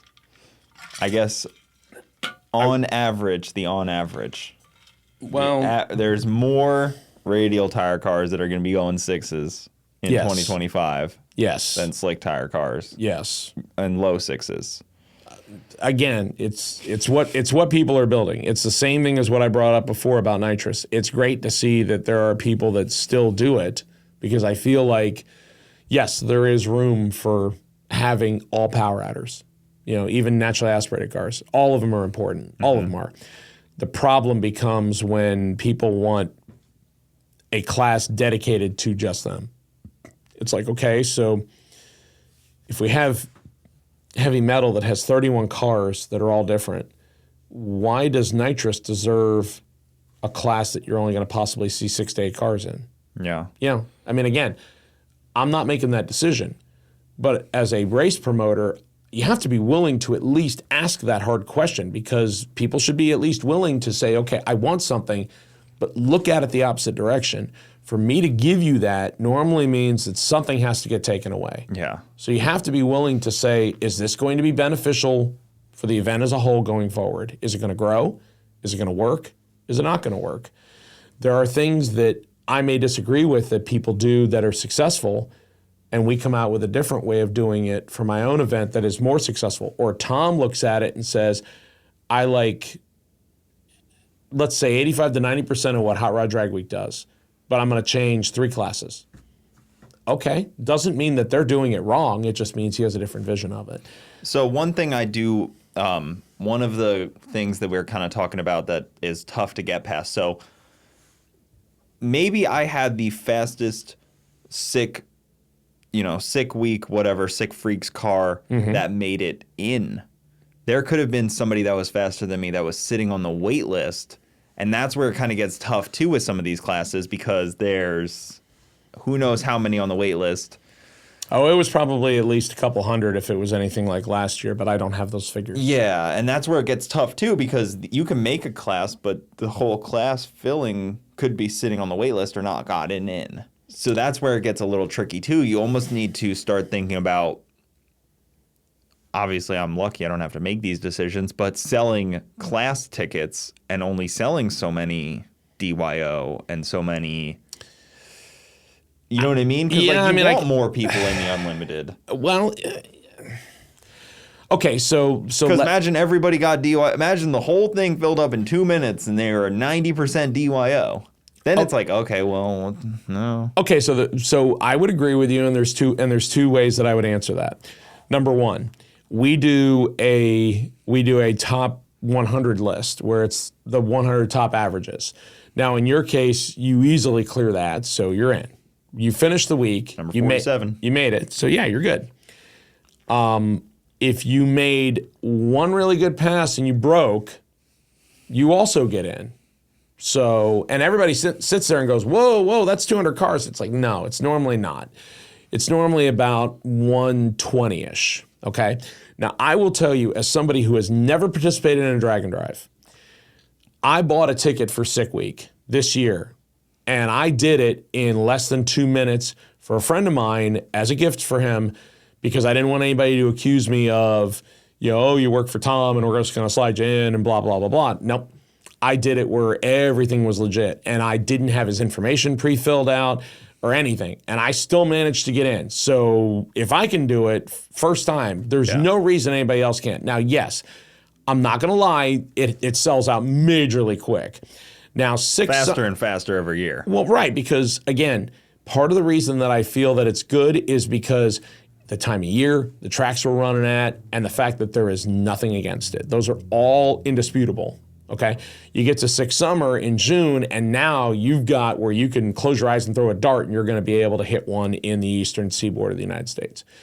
So, or in Matt's case, you can run his because it's usually within a week of ours. So that one took, I believe, 15 minutes to sell out. Now, I don't know how many spots it was, but that's still significantly enough to where you could have done it from your phone at that point. So anybody that doesn't get in, sorry, but before you complain about it, let's take a step back. Hot Rod Drag Week was around for 10 years before anybody ever did another one. It was the only one out there. If you missed, you had to wait till next year. So now there's 30, like I said, there's 31 this year. If you don't get into Sick Week, yes, we'd love to have everybody out there, but there has to be a cap. You and I saw why this year. There needs to be a limit on how many you sell. So if you don't get into this one, look at the next one. If you don't get into that one, look at the next one after that. So I guess as a racer, I think I want to race the people that could beat me. and I hope that they can get in. I would agree. And, that's on them that they couldn't, of course. But it's just a thought of like, man, it'd be cool, in a perfect world to have these classes almost evenly distributed, but you can never do that. I mean, you just have to hope that you make the classes and the right people that pull through tech pick a class that they fit in well. Right. I remember the one time I did Rocky Mountain Race Week, and I was pissed about this because there was 3 cars in like unlimited. Only 3 cars. Right. And one of them was Chad Reynolds in his wagon going 14 seconds. And I was in this like 10-second streetcar, and I was like, man, I wish I looked at the sign-up list before. I could have gotten a 3rd place trophy for just running my 10s. Right. Freaking Chad got one for running 14s. Right. And that's the weird thing is that sometimes they get skewed that much. And like you and I also discussed, sometimes people just break that much to where a class goes down to nothing. I mean, we've had sick events where unlimiteds are down to like 1 or 2, but you started the week with 8, and it's like, okay, what exactly are we supposed to do? We can't encourage it more than that. Sometimes some people's schedules just don't work. Yeah. And to be fair, there are also times where, like, for example, the first time we ran Sick Summer, we ran it a week earlier than we do now. And by the end of the week, there were people that were coming up to Tom and the staff, and they were saying, if you ran it a week later, then my wife could go with me and my kids can go with me. They'd be done with school because up north they start school later because of the way that the seasons are and everything. So Tom delayed it a week, and that changed the dynamic of how many people went with their fathers and their kids and what have you, So I don't know. I mean, it's just some of the minor things on the racing side of thing I think about. It's obviously I'm not trying to complain or anything really. I'm just pointing out the facts of what happens and how it ends up shaking out, because that's just how it is. I mean, you go to like TX2K and there's a limit on 250 street cars though. Correct. In the streetcar class, and then that are trying to compete for 60 spots. Yeah. That's how rough that is. And then this year they changed it to where instead of selling them to whatever it is, they're actually taking, it looks like they're taking cues from World Cup to where there's minimum ETs now. And I'm like, I get that. And me and Matt were talking about that the other day, because it makes sense almost. If you're trying to build the best show possible, it can't be open to everyone. But if you're trying to open it to everyone, it will probably not be the best show possible. If you get what I mean. Yeah. Because like World Cup, if they were just like, yeah, we'll just sell as many tickets as we want, and then first come, first serve, they wouldn't end up with the show that they get. Okay, so which makes it sound gatekeeper, but also at the same time, if you're trying to like get people to watch the live feed all day, you got to make it a good show. Right? So let me flip the script on you on this. Because they did that, do you think Victor will follow suit, or do you think he'll stay with his rules that he has that limits everything based on the engines that he instituted last year? For FL2K? I think he'll stick with the rules until he's at a point where he's bursting at the seams for people trying to join in. That's where it would come down to. If you are getting, like World Cup, if you get so many inquiries of people trying to race, you get to weed through and build your own race, basically. Right. But until your race is at that point, you kind of please, come on. Right. Well, here's the only reason I bring that up. At Gainesville, if I remember correctly, the bump spot before all the engine rules were in place, it was also the only year, or the last year, that Garrett and Rick Prospero made it to the finals in 2 classes, and you were allowed to double. Remember, Victor changed that where he said you can only run 1 going forward. Yeah. So the bump spot, if I remember correctly, for streetcar at number 64 was like a very low 9. But Texas 2K last year, I want to say the bump spot was like a low 10. But again, people's cars break, they bring plan B, they bring whatever, so forth. Victor, when he put the rules in place, there were a lot of people that got classed out of it right away. Like, I'll tell you that, and again, this is not a dig at Victor. I've had a conversation with him about it. Since my car's not together, it doesn't matter. But when you're sitting there trying to figure out, okay, well, what makes sense to get you that field that you want? Because the bump spot from that 9.0 regressed back into like a mid to upper 9, and the 6-second cars that you had at the front of it went to where you only had one 6-second car, and it was a 697 car that broke before first round. So it's like, okay, if you're trying to slow the class down as a whole, then you were successful at doing it. The problem is that that was Danny's fault, though. Who? Danny, who raced at FL2K this year, he had that class covered before. Oh, as far as braking, yeah. He ran every qualifier. He could have just run the first one, set the mark, and just left it. Every qualifier. Yeah. And that would have been the rounds. Correct. Correct. He would have had he would have had to go he would have had to go 4 rounds, so it wouldn't have broken until the final, or he might have been able to figure it out by then. I know, but yeah, like you were saying, one car in the 6s because of the rule set he made that put people into a slower category. 28-inch. Correct. Yeah. Yeah, and then the fast stuff went into the 28-inch category. So like, for example, when he changed the rules, my car that weighs 3,800 pounds with a big block with a Pro Charger on it is no longer legal. The only way that you could run a big block is with 5 stages of nitrous. It's like, okay, I'm sure there's a reason for it, but can't quite find it. Yeah, it's odd. It's definitely tough because, he wanted to obviously take some of the big blocks out that were heavy hitters. Right. But then, there's plenty of big blocks that aren't heavy hitters. Right. And it gets back into the age-old question that you and I have had before, which is, how do you eliminate somebody when, say, for example, if you're looking at Brett LaSala's car? Okay, so let's take that. If you go back to 2.0, when he's running stock type suspension, it's really hard to limit a Coyote's potential unless you're adding weight to it, which is going to, again, get you into a category of how much weight is somebody going to have to bolt down legally in order to be able to make a minimum weight.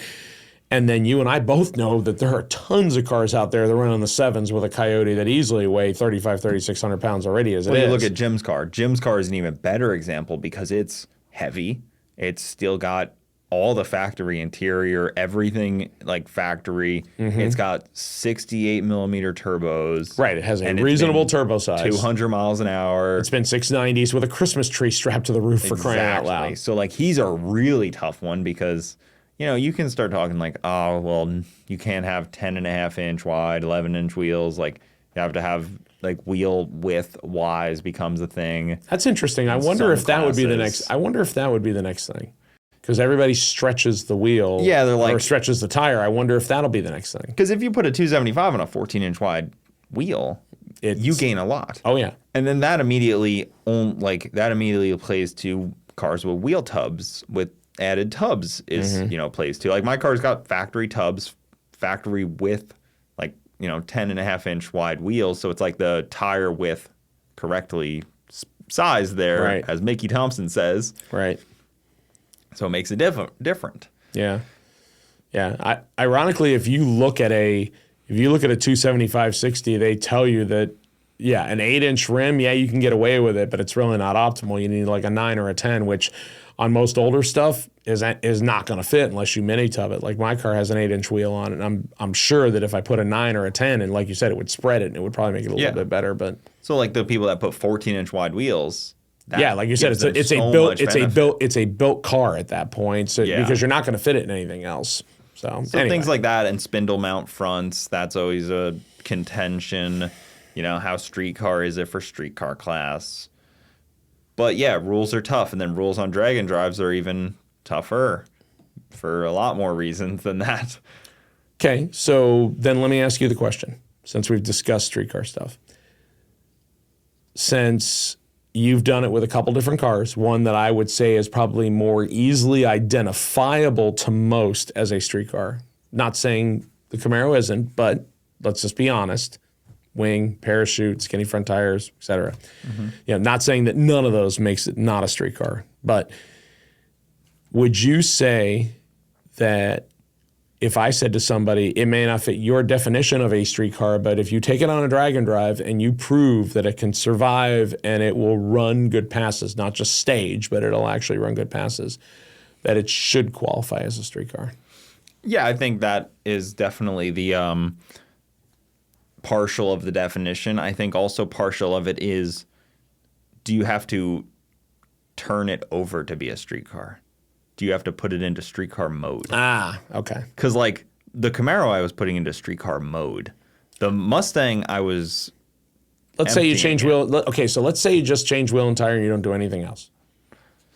Yeah, I mean, it's a street car to me for sure. But there's definitely, subcategories in that. You put quotes around street car. If it takes you an hour to change it over into street mode, it's Right. less of a street car. No, I get it.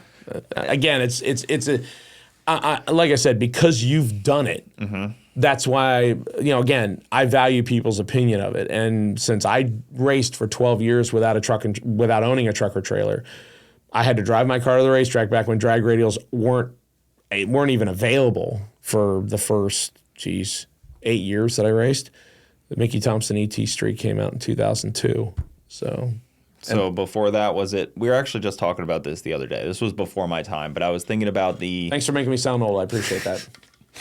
And I do have gray hair, but the pro street style cars, right? They had those big wide Mickeys on the back, and they looked pretty factory appearing otherwise. Yep. And I feel like there was this era that I missed of like the big wide tires that never hooked up, and when they did, the car would roll on its roof.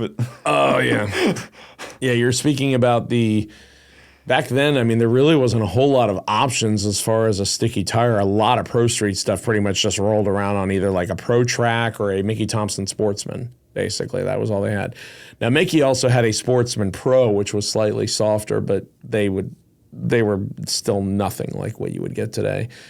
M&H Racemaster had a tire, and you could get the Hoosier QuickTime Pro, but that was basically it. There really wasn't a whole lot beyond that. Yeah. And then when the ET Street bias ply came out, and I want to say 96, 97, somewhere in there, that was a game changer because it was DOT legal. It was actually stamped into it, but it was more like a slick. It wasn't an actual like corded street tire, so it absorbed the shock. The problem, of course, is it was a slick, so it did not handle whether what on the road. A Radial, I think, it's amazing to see stuff that you never thought you'd see on a Radial, like say for example, like a stick car, because you'd figure, okay, stick wants a slick to be able to take the initial hit, but if you set it up right, and slipper clutches have granted been some of this, but when they're so much easier to drive and the rolling resistance is less, you don't have to worry about the tire increasing in diameter, so everything is a lot more smoother as far as the gear changes and everything else. It's amazing how much stuff comes in for what drag radials have done in the last slightly over 20 years. So yeah, and even the BFGs were one of the early ones as well. I think the BFG was actually one of the first. That's what I always heard about when people were talking about, like, oh man, when drag radial started, then BF Goodwrench came out with that little drag radial.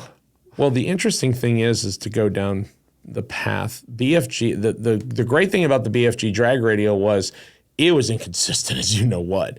You could have somebody, it was like turbo technology back in the 90s, where, okay, it's going to make one really good pass, and then the next pass, maybe not so good. Which is why people kept running nitrous for the most part at street legal events. But then once turbos got figured out, obviously that changed. It was kind of the same thing as the Mickey Thompson drag radial. It's like it was a product that came to market due to demand. So at the time, all you had was, I want to say, if hopefully I'm correct on this, you had the BFG drag radial that was out there since I want to say the mid-90s. Then you had both Nitto and Goodyear get into it. Goodyear actually made a drag radial for a while. I don't know how long, but I want to say at least a couple years, maybe longer. So yeah. But then Nitto has since made several. But then Mickey Thompson got into it. And their first one was basically like, okay, let's put a softer compound on it than anybody else is using, and let's turn it loose. And it immediately made a huge difference.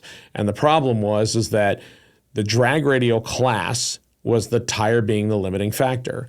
Well, as you and I have seen, the issue we get into now, and I actually did a story about this not too long ago, the 235 tire was basically the new way of let's limit the what out of what we run.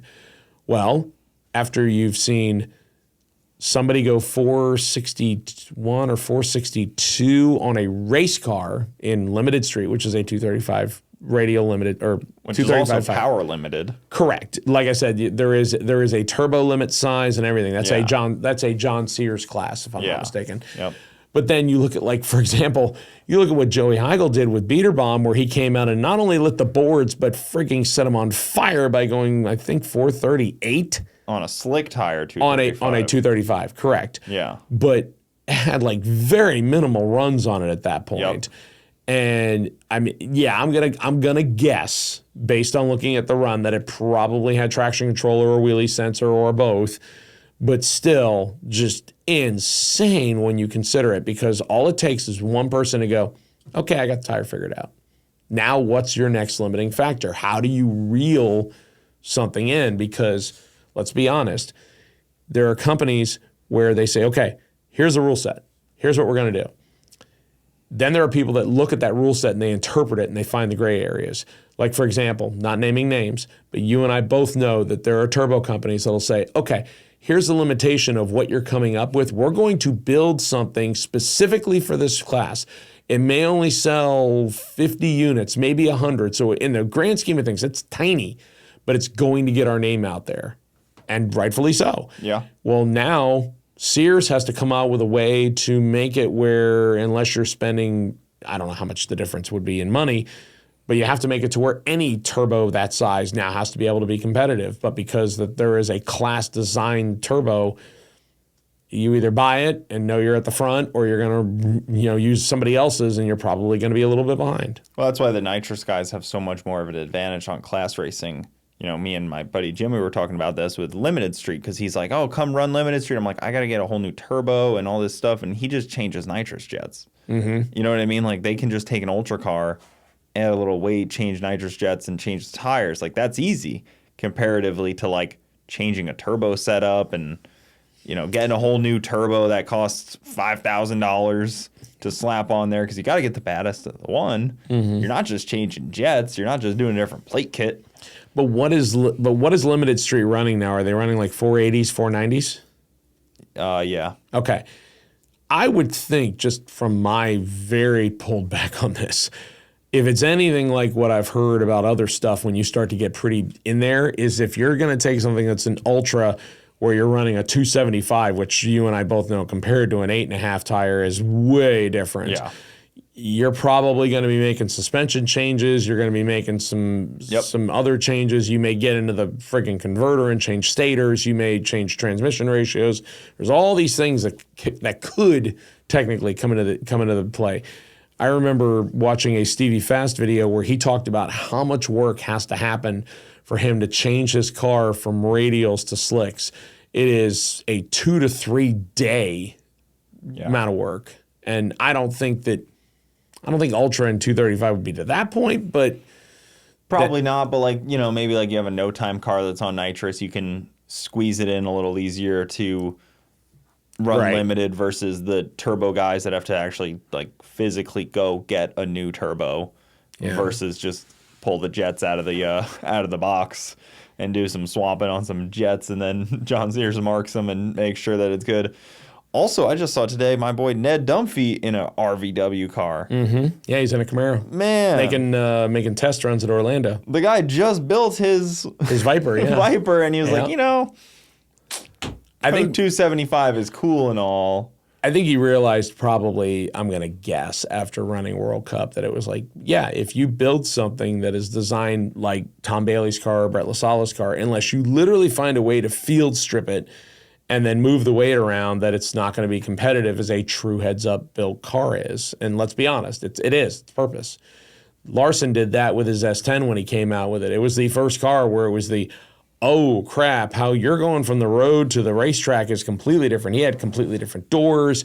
He had a way different exhaust system. He had all these things that he changed. And it's like, well, it's great on one hand, but I don't think that everybody was kind of ready for that level of change between, like you said, street and track. Yeah.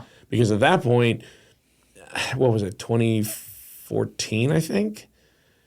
The record at that point was only like 680, 690. So it wasn't like it was, Well, somebody has to come kick the door down. I guess. Somebody's going to show up and kick the door down. It's just how drag racers are. There's going to be a more innovative guy that shows up.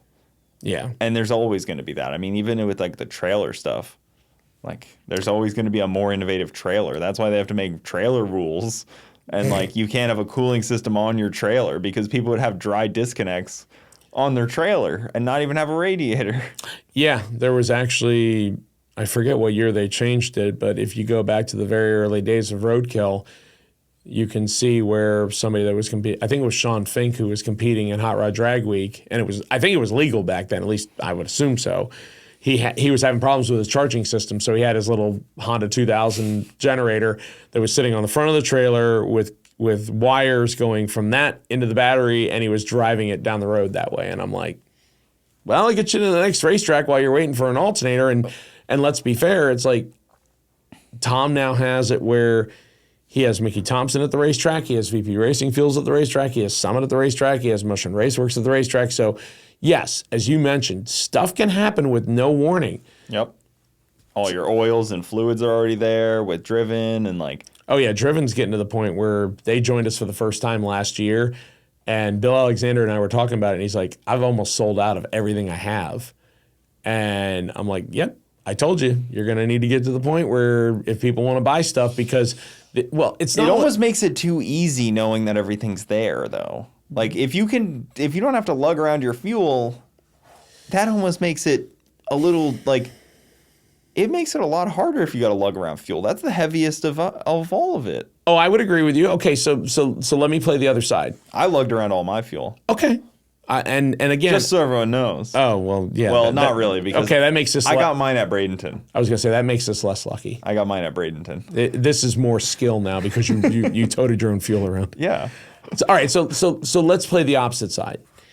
I think it would be fair for me to say to you, there are times when you go to your local racetrack, in this case Bradenton, and they have very limited of what you normally run, and you go, oh crap, now I got to scramble and figure it out.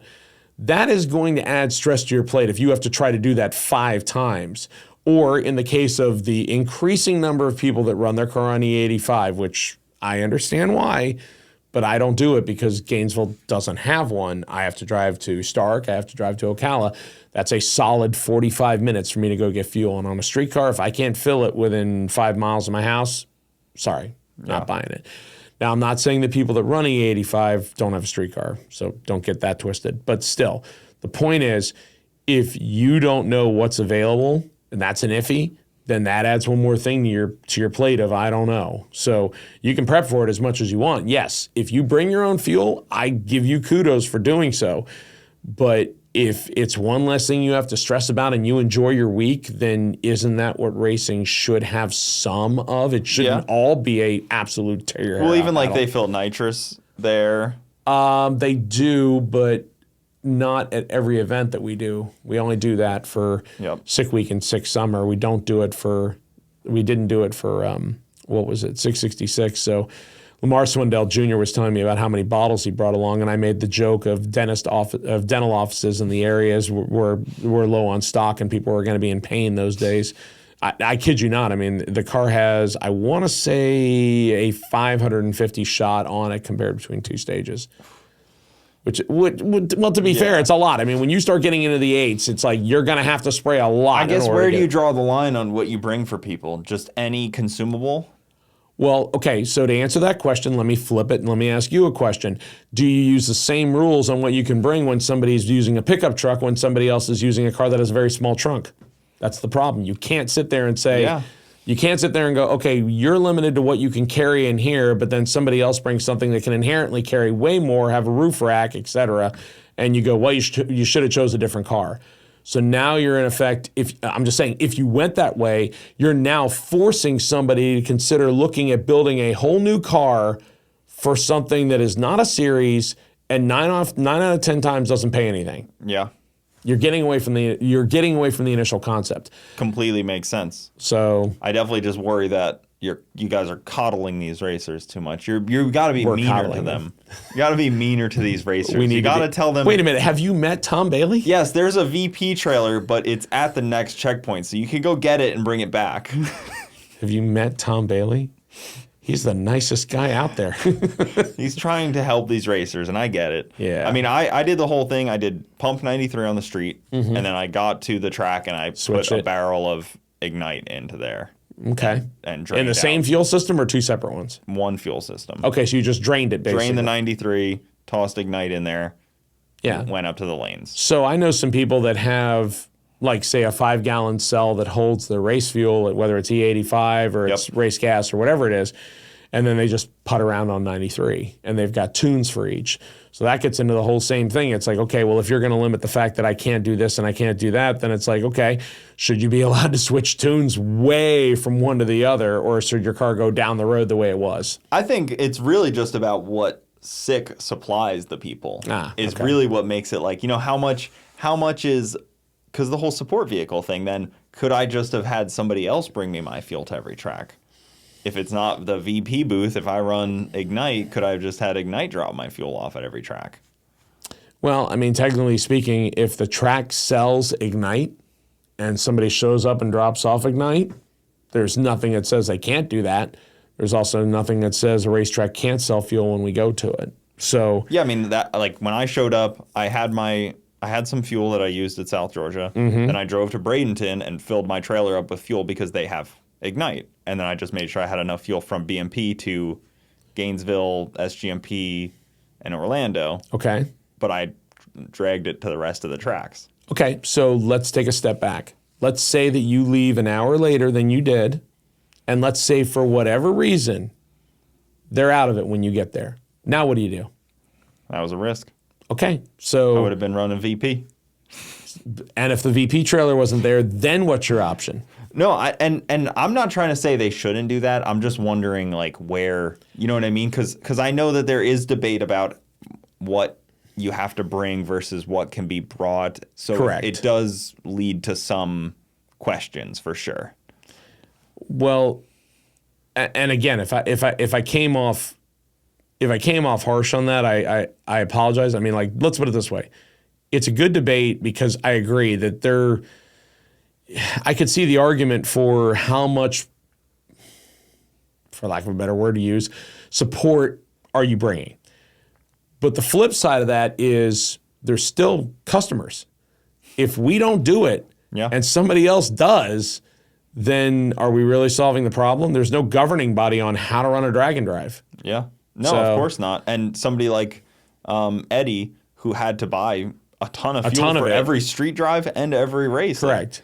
There's no way he could have brought enough fuel. Correct. Not even possible. Correct. He would have had like a full, like 18-wheeler of fuel behind him. His trailer would have had nothing on it but fuel. VP basically. with their 18-wheeler probably could hardly bring enough for him. He got like 2 miles to the gallon on I don't know what he got. something crazy on. I don't know what he got. But yeah, I mean, I'm not trying to like say, oh, these are wrong or anything like that. It's really just like you got to open the conversation to what level of. Right. I mean, like, to me, it's... Should there be a full, like, Mark Mickey goes to all these races. If he's set up rebuilding transmissions at every deal. Well, so it's ironic you bring that up. So let's say that you're a local, okay? I know shops in almost every town that we go to, almost all of them, except for South Georgia. I don't know as much about that. But I can tell you where to go within 20 minutes of Gainesville Raceway. I can tell you where to go within 10 minutes of Bradenton. And I'm sure if I put half an hour's worth of work into it, I could tell you where to go within a half an hour of Orlando. Okay? So is it unfair that I have that information and an out-of-towner doesn't? That's, again, you're like I said, you're posing a good question. So then the issue becomes, how hard are we really going to police this? Because, for example, there are things that we don't change from year to year because they work. And then certain things get exposed. So it becomes okay, that's the next thing we have to work on, or that's the next thing we need to possibly fix. The whole if it ain't broke, don't fix it thing works to a point where when you've got, in Tom's case, 2 other businesses that he was running before he ever started SICK. And as I mentioned, when he first threw the whole idea of do a drag and drive out there, he put it together in 4 months' time. Did it work? Sure. Were there issues with it? Yes. And even he will admit it. The first year that we did it where it was Hot Rod Drag Week style. If you show up before a certain point and you have a pre-entry deal, we'll take you. The minute that time elapses, now we start taking people off the wait list. Once that time elapses, now we start taking people that show up day of.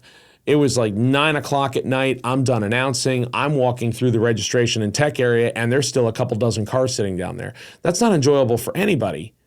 So Tom said the next year, we're not doing it this way. We're going to go to where if you register in time and you show up, then that's your spot, provided you show up by 1 o'clock. We're not taking walk-ins. We're not taking day ofs. It's going to be this number. Does it suck because we never get a full amount of cars that we intend to take? Yes. But does it mean that, okay, by this time of the day, we are done with tech and everybody should, now granted this year we had weather, but you should be able to go from tech to running at least a pass or two before we're done at 6, 7 o'clock at night. Yes, and that makes for a more enjoyable day zero. Is it not as brutal as other ones? Sure. Does it mean it's better? It depends on who you talk to. Mm-hmm. So yeah, I mean, that's just kind of preference, and they've been able to do that because drag and drive wasn't quite as big. But I'd imagine even as it grows, they're struggling with that as well, with letting in everyone that shows up at drag week. I'd imagine the attendance. They've never gotten to a cutoff, though. They've never gotten to a cutoff, which is crazy. They've been close, which, okay, so if you mind, I'm going to go down a side road real quick here.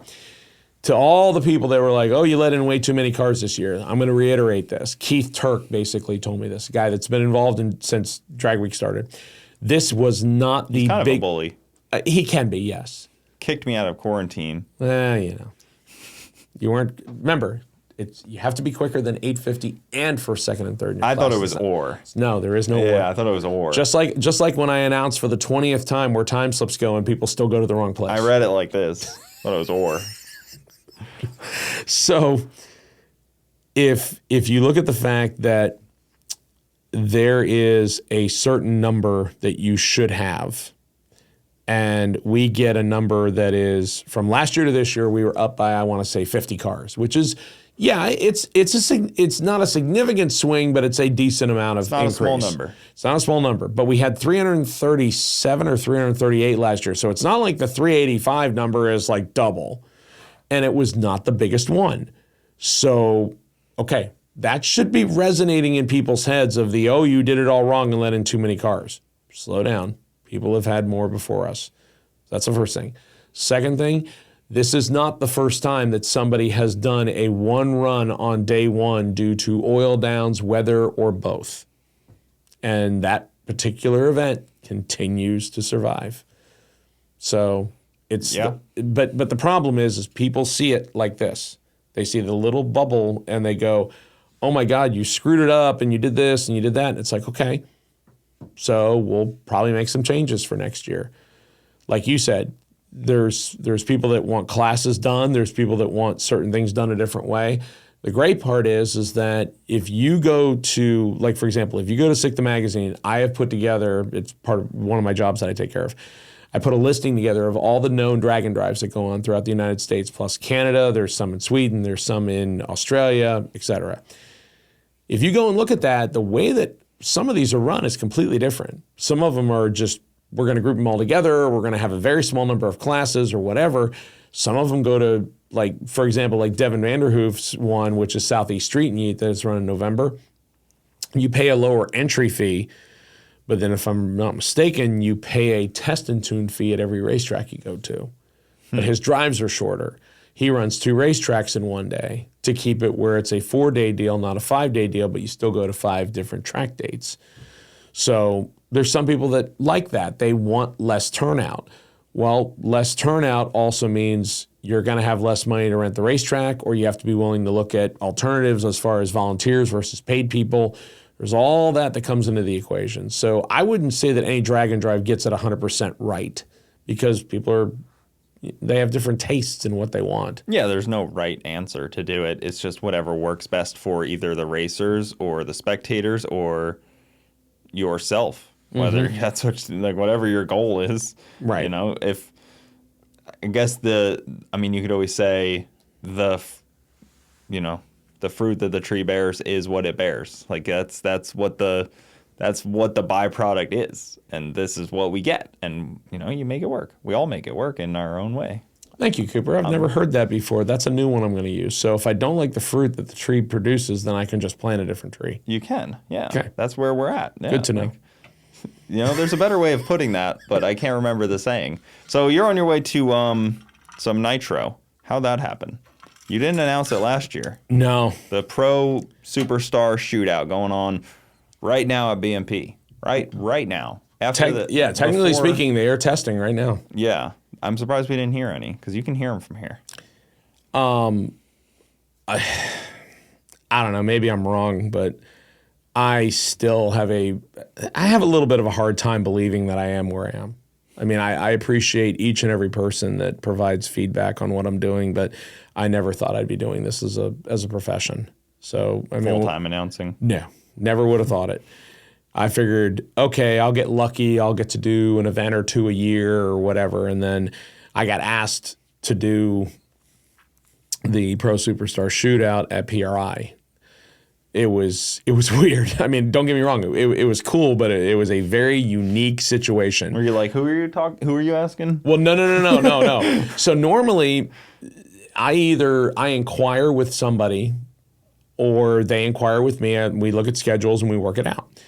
This is the only case of where somebody came to me and said, are you available to do this? And I said, yes. And they said, well, we need to go talk to our board and find out. It's like, so you're making a job offer, but not really? That's interesting. But I mean, again, I understand. It's a different scenario. But I mean, honestly, this is, like I said, I mean, there's part of me that almost wants to pinch myself, but I don't because I'm afraid.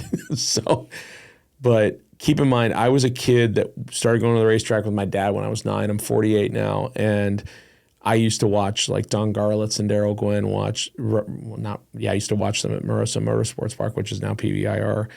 And I was oh, that's cool. Never would have thought that I'd be sitting in a tower when they run, let alone be holding the mic. So for me, it's, hey, if it only happens once, I don't care. I'm grateful for it. It's the same thing as Sick Week. When I got hired to do that, I figured this is a stopgap. They're going to hire somebody that has way more experience than me, and I'll be like, okay, I'm grateful I had the opportunity, and it'll be what it is. If in, say, 5 years from now, they go a different direction, and somebody wants to hire, and then Tom wants to hire somebody different, okay, so be it. People change and all kinds of stuff, but for now, I'm going to ride the train as long as I can. I'm very thankful for everybody that asked me. Yeah, there's not that many announcers in this game to where, once you're at a higher level than most. Like I said, there's just not that many announcers in this deal, and there's very few that are even probably capable of doing a 5-day event. Yeah, I mean, again... Well, you're probably more like 6 days, 7 days. Well, with Tom's stuff, I am, yes. So, I mean, like, I would say with the exception of Texas 2K, that's the only other thing that I do that's beyond 4 days. Yeah. Well, and even, this deal is so different because, you have more specialized knowledge, I would say. Yeah, and that's the kind of thing where I try to study a little bit, some more than others. So when I come in, it's like, even if I know about some of this stuff, I want to make sure that I can relay to the audience what is, in my opinion, important. That's a mix of, let's give them some details about the class. Let's tell them, what are some really cool things about this. But then let's mix some personality in it. Let's tell them about somebody's backstory. Let's tell them about something interesting that they may not know. Like, for example, Antron Brown, who's a multi-time NHRA world champion, both in Pro Stock Motorcycle and Top Fuel, which a lot of people see the Top Fuel thing and they don't even realize it. He ran Pro Stock Motorcycles with Angel Sampé for a long time under Winston. And if you look at the fact that he has run, I think, Pro 275, and I want to say he might have run Pro Mod at the last race. I believe he was in Manny Bajenga's car, yep. Yeah. So he jumped in a car. The first story I ever wrote for Tom was him winning the Snowbird Nationals in 2022 in Fred. Yeah. He had never sat in anything like that and ends up winning the whole thing. And just to be able to talk to him let alone talk to him about winning, was a huge moment for me at that point. And to hear him sound like, he had hit like the game-winning home run in like, say, a high school baseball game where outside of a couple hundred people, it doesn't matter. He was that level of amped up a couple days later. Completely forget how much stuff he's done on a big stage and how fast he's gone and whatever. He just won something like that, and he was jacked and excited and whatever. It was the radial tire. That's what it was. That's what got him so amped up. That little tiny radial tire on that thing. So, but yeah, I mean, the pro deal it's amazing when you look at what they've done. They've literally taken the whole idea of a national event and they've changed it. And I feel like it could have something in the future. It may not. I mean, let's be honest. If you look at what Pro has done last year and then what they're going to do this year, and then you look at the fact that the IHRA, after being practically on life support for several years, is now starting to slowly get itself back, and there might be more than one decent organization. Not that there's anything wrong with the NHRA, but competition makes people work harder. Yeah, I'm excited to see IHRA hopefully ramp back up into something great and, have two competitive series. And even this, like, people don't realize this is supposed to be just their test session before Gator Nationals, basically. Right. And they turned it into an event because Pro is it's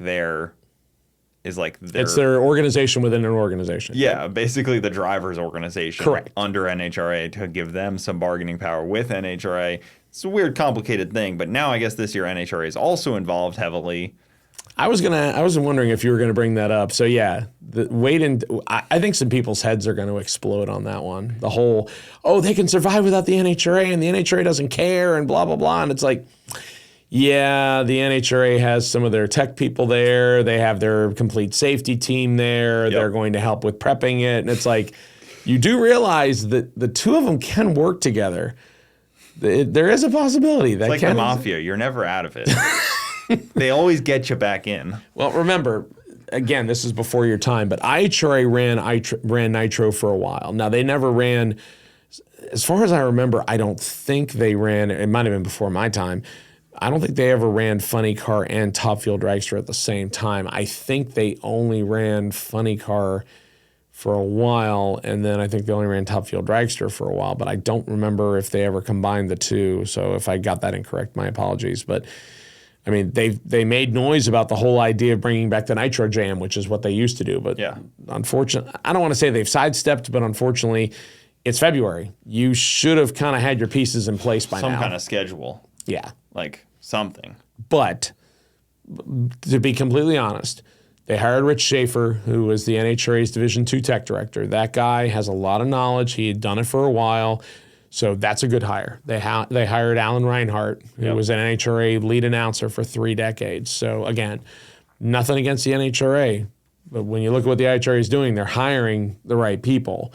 Doesn't mean the NHRA can't come back and they can't find people to plug in and make that work. Yeah. But you know. They have the potential ability to quickly steer a small ship versus NHRA is trying to won't be able to quickly steer their big ship. Right. And that's where it's tough. You can't quickly pivot a big ship. And that's why SICK has been so successful as well, is because Tom Bailey can just like wish it and make it happen because there's no committee. We got to talk to our board of 15 people and run it through them and figure this out and that and this other thing and talk to Fox News and all that stuff. Yeah.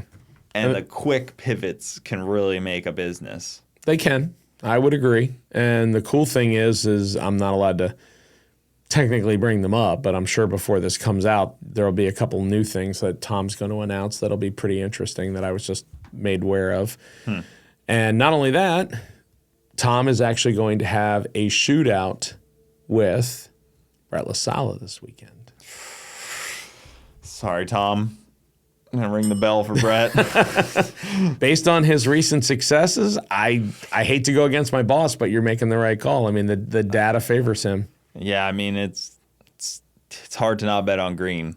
It's really hard not to. Well, again, his track record is definitely better as of late. I think Tom tested more last season and early this season to get himself in the right place. Now, again, we could what if all day long, but if Tom had 2 runs, could have things gone a little differently? Sure. Did it mean that he would beat Brett? I don't know. Maybe, maybe not. I mean, would have been cool for a spectator. Yeah, sure. It would have been interesting to watch. Yeah. I really wish that Brett would have had one more pass. Not hitting boost cut, because I know what the 8th mile numbers were, and it was. I don't think it was going to run a 5, but it was going to be really, really close. They said it wasn't going to run a 5. It was like a 396 or something. 397. Yeah, 397. It wasn't going to be a 5. It was going to be really close. Right. I mean, based on what a slouch, Dang. They go to me though. They go, it was only going to be a 6-0. When you like a 602. Those are first world problems that I just don't have. Yeah, I was like, I'm sorry to hear that. Yeah, when you're only 104 to the 60 foot, and you went 396 in testing with a 102. It's like, oh, I'm sorry. Yeah, it must be tough. I asked him, and I said my guess is technically 601 to 603. I said, but I would probably realistically say 6 flat to 602. And he goes, yeah, you're right in the ballpark. Yep. I mean, could it have gone 599? Sure. I mean, it could have gone out the back door, and it could have been quick enough, but not really likely. The tuner said to me on the pass before, he was like, it's probably going to go a 607. And then the next pass, he was like, it's probably going to go like a 601 or a 2. So I was like, he probably calls his shots. Right. Know? And it bears to be said that I think Brett said this in either Tom's video or in somebody's, but he said, it might have been 1320s, but what he did say is, everybody that thinks that we're just going to tune it up and run a 5, remember, we've never run a 5, so we don't have a tune-up for a 5. You have to get there. He goes, you can't, realistically, the smart move is to not to just okay, we're going to throw the kitchen sink at it and pray to God it holds together. Yeah. We're going to make small incremental increases. They go up like 2 or 3 numbers at a time. Correct. And if it works, then okay, we've got something to work on. If it throws us something weird, then we know, okay, we may not go up in power, and we'll work on that first. Or we could slightly bring both of those into the equation. But you can't, at that level, it's not okay, Jimmy, hang on, I'm going to throw another 10 pounds on the dome, and here we go. Yeah. It's not the way it works. And even Tom's 5-second pass, somebody brought this up in the Sick the Mag group not that long ago, that was his last pass down Virginia. He had already made, I want to say, at least 2, if not 3 before that. So he had plenty of time to be able to get that car ironed out. Now, again, when you look at how much has changed between Tom doing that in 2019 and what's happening now, and then we get into we can go right back into the conversation of radials versus slicks. We could all be, so it's a big circular conversation. So I do like Tom's car is more like an RVW car. It is, but it's an early RVW car before I think they honestly tried to pull them back to where they looked a little bit more recognizable, and they weren't quite as stretched. But even Tom has said it, and I actually had somebody who argued with me about this at PRI. 6 Seconds 1.0, the orange car, is a all fiberglass car. It's not a steel car, so it will not go into unlimited iron. And somebody actually argued with me, and I said, go knock on the roof, dude. I said, it's not steel. I said, that car was built. Tom bought that car. He didn't build it. 2.0 was different. He knew what he was getting into right from the get-go. And again, things change. Technology changes. I mean, could Tom go out and get something more along the lines of what Brett's doing now? Sure. I'm sure he could, but I don't know if he feels like he has something to prove. I don't know if he wants to keep going with it. I don't know. Maybe, as the classes change and evolve and he sees something that's more interesting to try to run that type of deal, he may, but I think he likes where he's at right now with that car, and I think the creature comforts and the way that car is built with the roll-up windows and all the little things that he likes about it, I think it's awesome. It looks cooler going down the road. There's no question about that, and I bet you Brett would even agree with that, with the big wheels and tires on the back and the mud boggers and the low and Pro Mod look. It looks cooler going down the road. I think no offense to the previous wrap, but I think it looks better now with the Indy with the Indy pace car. It does wrap look on cool. it. The interior is awesome too. Yeah, the fact that they put the houndstooth interior. I love the houndstooth interior on that. So I will say this: it is cool because seeing stuff like that reminds people that sure, you can have something that you can easily identify with, but the great thing about a drag and drive again is that there's room for almost everything. And like for example, when we do Michigan miles, we're going to go down the path of not only allowing motorcycles for the first time, which I think very few drag and drives do. I know Rocky Mountain Race Week does it, and I want to say there's at least one or two more that do, but the sad part is that there's not a lot of motorcycles that show up for it, and I don't know if it's that the desire isn't there. It's I don't want to drive 1,000 miles on a bike. I don't know. So, but Tom said that not only will we do motorcycles at Michigan Miles, which is the one we're doing in August, but we're also going to do Junior Street because Tom realizes that that's important to bring in. And Rocky Mountain Race Week has done that for a few years. So I don't know if it, like say, for example, if we get a good turnout of it, will it be integrated at what we do? Mm-hmm. But then the issue you get into with that is, okay, what's that taking away?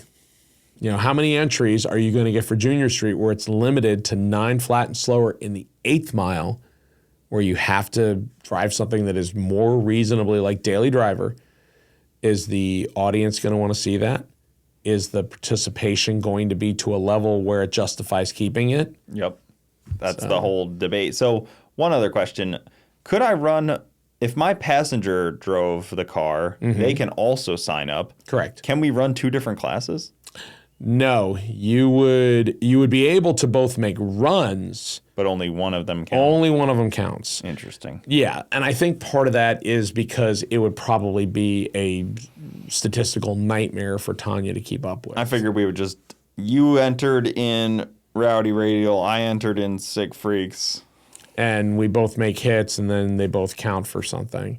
I think, like I said, my thought is it would be a statistical nightmare. Because I'd put the Rowdy Radials on that. I'd put the 235s on there. It would be interesting because I have seen it happen at other drag and drives where they've had 2 drivers and they just put whatever they needed to for the one and didn't switch it back for the other. That's what I mean. My car. They were like, all right, down you go. So, I mean, again, part of it, I think, just from my perspective, is time management, running management, that kind of thing. I mean, let's be honest. I mean, what time did you get to Bradenton on day one? It was probably after midnight, I'm going to guess. 2 a.m. and I finished editing a YouTube video at like 3, and I was in bed by like 3:30. Right. So imagine. And then I was up again at like only 6, so it wasn't too bad. That's what energy drinks are for. Exactly. But imagine what would have happened if we would have run an all-run session and let's say half of those 385 people come back. At about a minute per pair-ish, you're adding 3 hours of runtime. Yeah. Now, granted, when you look at it in a bubble and you say, okay, well, we're leaving now at 9, or we're done racing at 9:30 instead of 6. Okay, no big deal. But now you have to drive 300 miles. And let's be honest, we've done it before. We've done it at the end of the week in 2022. We did it at the beginning of the week this year. There's no way to get around that distance. The only way to get around that distance is you drive from South Georgia to somewhere else, either Gainesville or Orlando. Now, if you do that, then it just pushes the long drive to the end of the week. Yeah, no, I was fine doing it right off the kick. I think that at the end would have killed people. Like, genuinely not being sarcastic type of actually. Like, I know there was a lot of people that in Bradenton, they were talking about quitting. They were like, I'm too sleep deprived. Oh, I didn't sleep at all. I know it got Swedes around. Didn't. Yeah, it got around somehow. I don't know who I told, but I don't think I told hardly anybody. I got into Bradenton at 5:30 in the morning because I kept stopping to see what people were doing and note it in case we needed to put it in our wrap or kind of talk about it on social media and what have you. But I got into Bradenton at 5:30 in the morning, and I know that if I sleep less than 3 hours, it's useless. I'm better to stay up and plow ahead than it is to try and sleep because I feel like I'm more groggy if I do that. So I basically got to the hotel, took a shower, went to the racetrack at 7 a.m. That was it. It was rough. And, it was rough for a lot of people. And I was, and I tried to I tried so hard to not pick people apart because, a lot of these people and I know each other. So it's like if I throw something out there on the air, it's not like I'm trying to like insult somebody. I'm just basically having fun with them because I got thick enough skin. I'm not worried about it. I can take any insult people will throw at me. We always joke about that. I will say this. I feel like what Tom is trying to do, whether we're successful or not, is he's trying to at least make what we're doing fun for people. Like the NMCA and MRA thing, for example, it's like I worked for them for 17 years. It worked to an extent. Sorry, I keep hitting your thing. That's okay. It's pretty good, but noise canceling. Yeah. It works pretty good. But when you look at the general statement of more people show up to a racetrack on Friday nights and Saturdays, I think you would agree with that versus Sunday. I mean, NHRA national events, sure, people show up on Sunday. NASCAR events on Sunday or something similar, sure, but that's right. But that's not what happens all the time. So Tom's idea of let's turn a 4-day race or a 3-day race into a 2-day race. Let's race later in the night on Friday and Saturday and give everybody Sunday as a day to drive home or have Sunday as a rain out date in case we need it. I think that's a better approach. Again, I'm not saying that one is better than the other as far as like this other idea sucks, but I do feel like if something doesn't work, instead of just picking up the pieces and carrying them, you should be willing to at least say, okay, what can we do with this to make it make it work better? Well, also something that worked 17 years ago might not work today. Correct. It likely won't. You have to change with the times and how people consume things, and a lot of things are different. But I know you got to get out of here, so we'll wrap this up. Awesome having you on. I usually tell people where to follow on social media. I know you're pretty quiet on most socials, though. I'm trying to get a little bit better about it. I mean, again, I feel like looking at what other people are doing, they want to kind of see a little bit more of it that you don't necessarily see in print or what have you. Yeah. So I'm trying to be a little bit better. So if anybody wants to follow me, I'm on Instagram as the Derek Putnam, and there are several Derek Putnams on Facebook, but I have the green 1970 Nova as my background. And if people want to read things that you write a lot on Sick the Mag. Yep, Sick the Magazine, almost 98% of the news is what's on there. So but all that stuff, if they want to read what you write. Correct. It's spot to find that. But thanks for having me back, man. It was great. It's been 2 years and talk about some great stuff. It's always fun, man. Well, thank you guys so much for watching. I will see you next time.